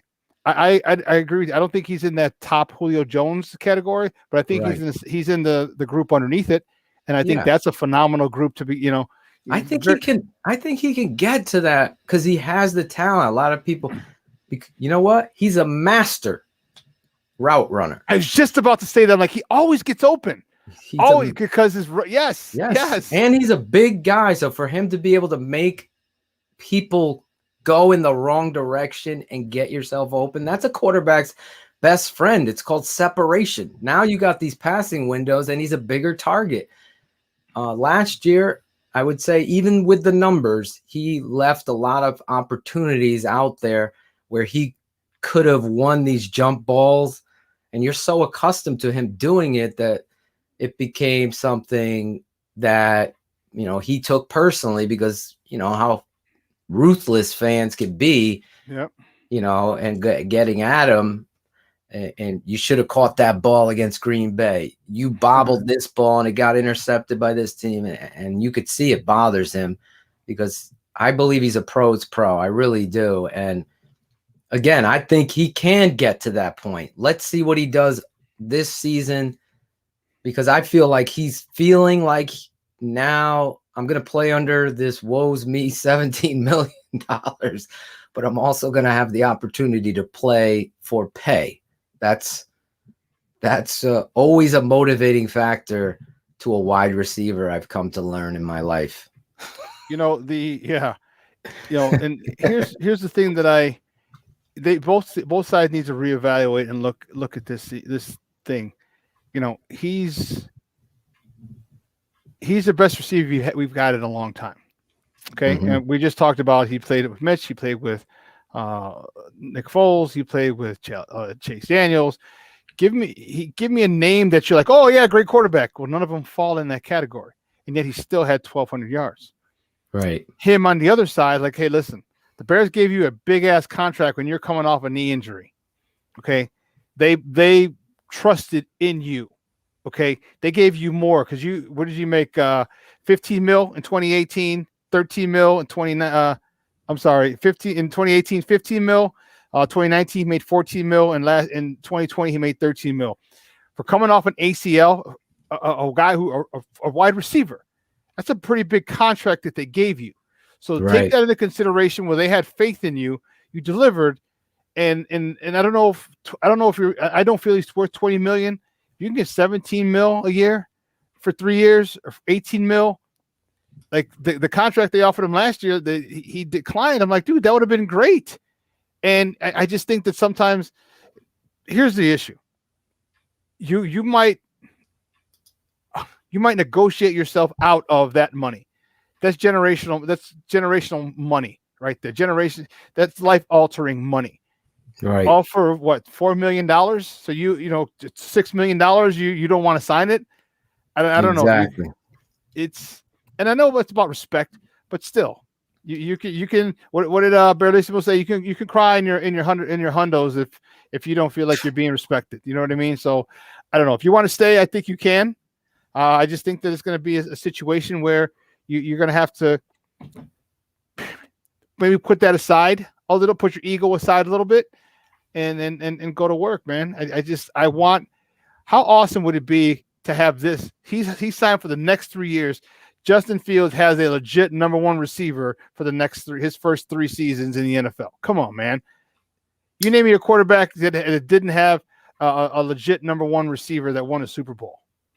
Yeah, listen, he has the opportunity. I think saw Berlissimo's comment. I'm there too. Darnell Mooney was so impressive on film of what he was able to do as a rookie. Forget just burning Jalen Ramsey on I call it the Adam Rank route, because Rank called him out, and Jalen is still heated. Yeah, taking shots at Mooney, but that one play isn't the definition of what he has been on tape. He's been a rookie dynamo. You don't see many rookies come into the NFL at receiver and be able to perform in a manner with which he has attacked, especially, and I'll be the first one to admit that I was so shocked at how aggressive the guy is for his size, because he's slight of frame, but plays with all heart and passion. So Darnell Mooney, with that speed and that dynamic playmaking ability, was missed out there by those quarterbacks that you listed and the deep ball game. So if Andy gets on the scene, you saw Andy working out with Darnell Mooney. If you haven't seen that video, check it out. I know it's been around on Instagram and what have you. I don't think people should sleep on what Darnell Mooney is going to bring to this table, because you got 3 speedsters on this football team in Godwin, Bird, and Mooney. So those 3 guys are all sub 4.3 football player. 4.3 speed is world-class speed. No, it's not. Wasn't that Goodwin who's actually in the Olympic trials? Yes, he's in the Olympic trials. He ran a 4.28. Bird ran a 4.25, and Darnell Mooney's a 4.33 guy. I mean, you're talking Leadfoot.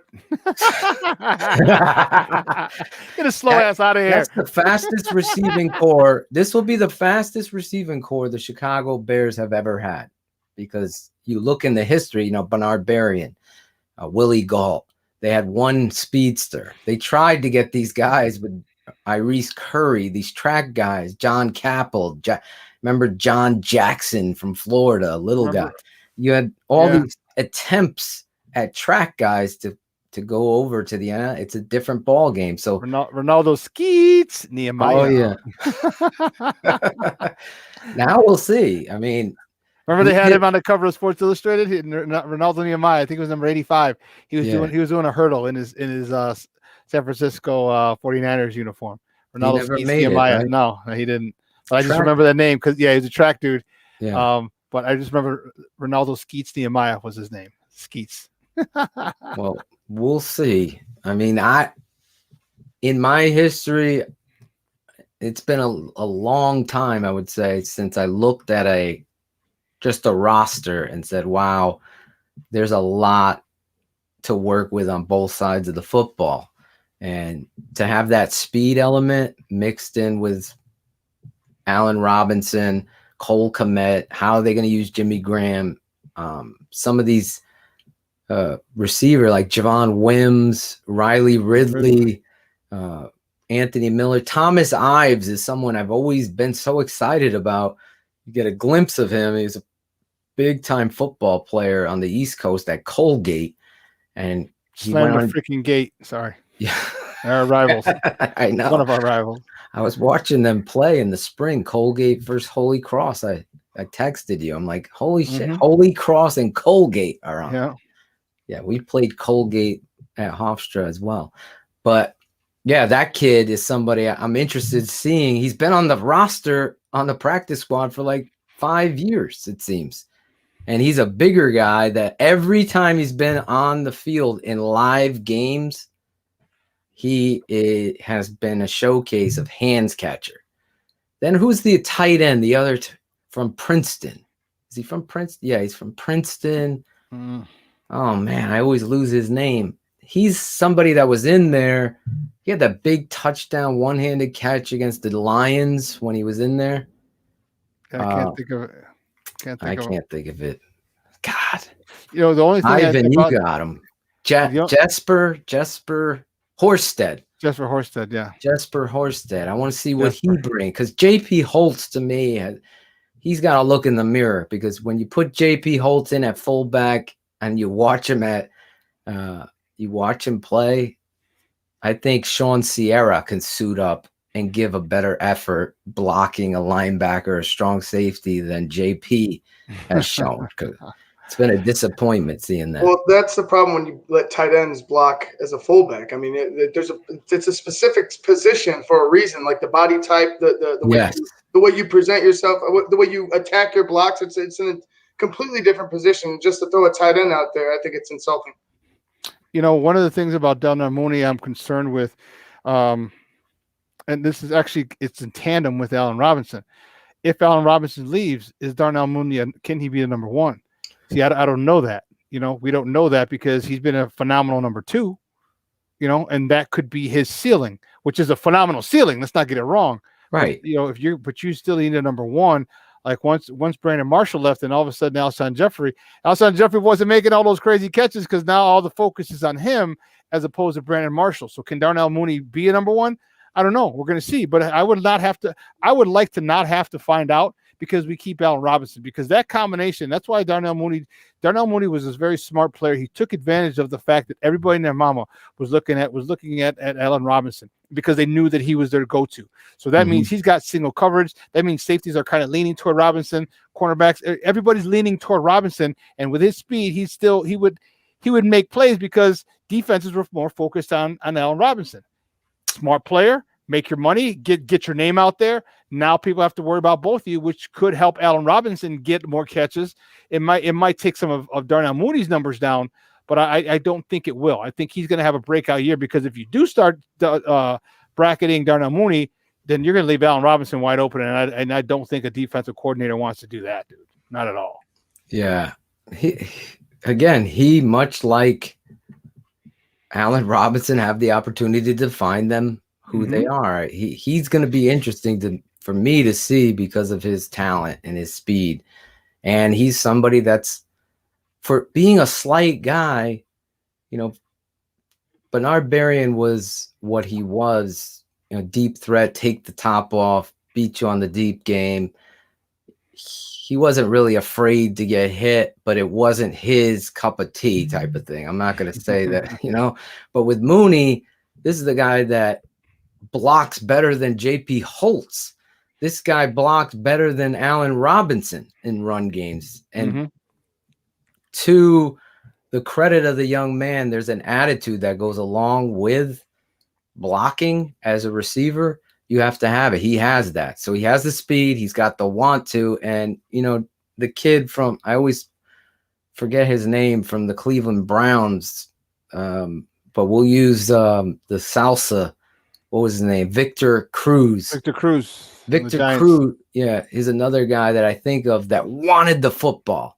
Like, he didn't care if he was going in a window next to a linebacker, knowing he's going to get nailed by the strong safety. He wanted the football. Darnell Mooney has that same attitude. He wants the football. He gets up in the air. He is great body adjuster to the football. In fact, there's a throw by Mitch, off balance, throws it deep against the Packers.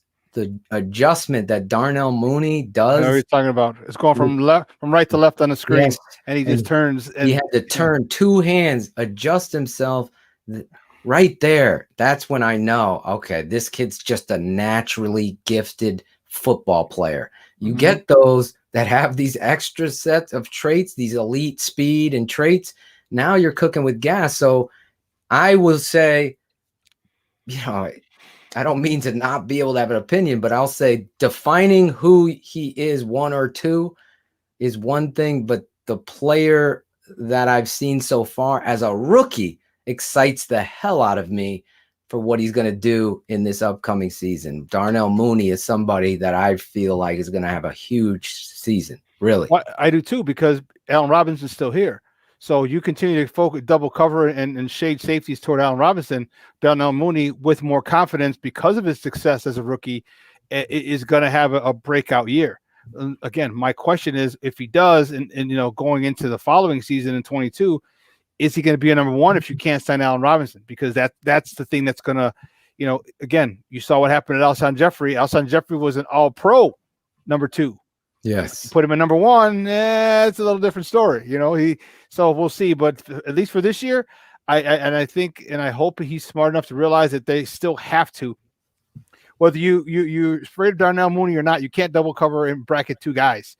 Okay, so they're going to have to go with their number 1 receiver and do that to Allen Robinson, and Darnell Mooney should have a breakout year. And if he does, wow, that'll be phenomenal for this team. It doesn't matter who's at the quarterback position. That's going to be phenomenal for this team. So, hey, Phil, man, I appreciate your time, brother. Absolutely, man. Anytime. Great stuff, buddy. And then, Wednesday for your birthday, for sure. Of course, I'll be on there, man. We'll get in touch with you. We're just going to bring everybody some faces of brotherhood on the show just for some fun. For next Wednesday night, we're going to announce who's going to take my place for the week for when me and my beautiful wife go on vacation finally for a week. So next Wednesday. Are you bringing the kids, or is it a family one, or just you two? Yeah, no, we didn't have a sitter for the boys. So okay, we're bringing the boys, but we haven't gone on vacation in 10 years since our honeymoon. So we're excited, to say the very least, to get. Where are you going? DR? No. Yes, DR. Okay, yeah. The Dominican Republic. I'm excited. I've never been, so all inclusive, Shawn. Those are fun, dude. Those are really, really, really fun. Tate's already ready, so he's like, is he? So I can keep going up to the ice cream, and I don't have to pay for it, Daddy. I go, that's right. That's right. You can eat ice cream until you puke, As son. much ice cream as you want. They may ban you from that afterwards, but just go until you puke. Don't worry about it. Listen, check us out. Instagram at Phil_Toshin, at the Tape Never Lies Network, www.thetapeneverlies.com. This tomorrow, me, my father, and Berlissimo are breaking down Jalen Johnson and Kendall Vildor in our last look back at this roster, important positions, breaking down the tape, giving you an emphasis on film study, what those two players bring to the table. Kendall Vildor, is he going to be the starter opposite, or is it going to be the veteran Desmond Trufant? These things we're going to break down. So I'm excited, me, my dad, and Berlissimo. I think in that one it's going to be Trufant. I think Kildor's going to be a much better slot corner. We'll see. We'll see. He's wearing my number 22. I got to pull for him. I get you. I hope he cleared it with Matt Forte. So, hey Phil, great stuff, Papa. We'll be in touch, bro. And love you, man. Have a great weekend. All right. You too, man. Have a great one. All right. God bless. Bye. All right. Guy, that was my man, Phil Toshin. Man, 3 hours has come and gone, Ivan. Can you freaking believe it? Unbelievable. What a phenomenal show. I want to thank Joseph Phillips for coming on. And dude, that opening segment with Joseph was awesome. That was hilarious. And then we added Ken to that. That was great stuff. Thank Kenneth Davis for coming on. That was great stuff as well. And then, of course, the DDP, draft Dr. Phil Toshin for coming on. So we had the full house backfield, and then we got a new sub package, and we had the 2-back set after the full house backfield. So great stuff. I want to thank everyone at SportsZone Chicago, Elliot Baez, our executive producer, Clarence Council, our social media guy, my co-host and obsession, Maya Kai, and this guy right here with his goofy ass hat that he's wearing, Ivan Vargas. So thanks to those guys. They're about to trade everybody, so I don't care. A new one. So the whole new team. Man, so with all those guys that allowed us to have this a phenomenal show, we want to thank you guys for tuning in. Barlissimo, Armando, I call him Junior. So Junior. Then we also had Alex Acevedo. Thank you very much for tuning in. The Factor One, he tuned in as well. And then we had Vernon tune in as well. We had Luis Mejia tune in, guys. Jason tuned in, guys. Awesome stuff. And that's what we appreciate you guys tuning in and giving us your thoughts and questions and comments. Really makes this show pretty damn awesome. So for Elliot Baez, Clarence Council, Maya Kai, and my guy Ivan Vargas. Hey guys, check out the Smoke Fellas tomorrow, 11 to 1. Should be a fun show. Have a good weekend. Guys, I'm your boy, the Superback, Shawn Sierra. We're going to take a 69-hour break. We're going to come back on Monday, same bad time, same bad channel, 9 a.m. to noon Central Standard Time. Make sure you follow SportsZone Chicago on all social media platforms, on Facebook and Instagram at SportsZone Chicago, on Twitter at SportsZone Chi, the CHI. Make sure you follow us on subscribe to our YouTube channel. Make sure you download the app wherever you get your apps from.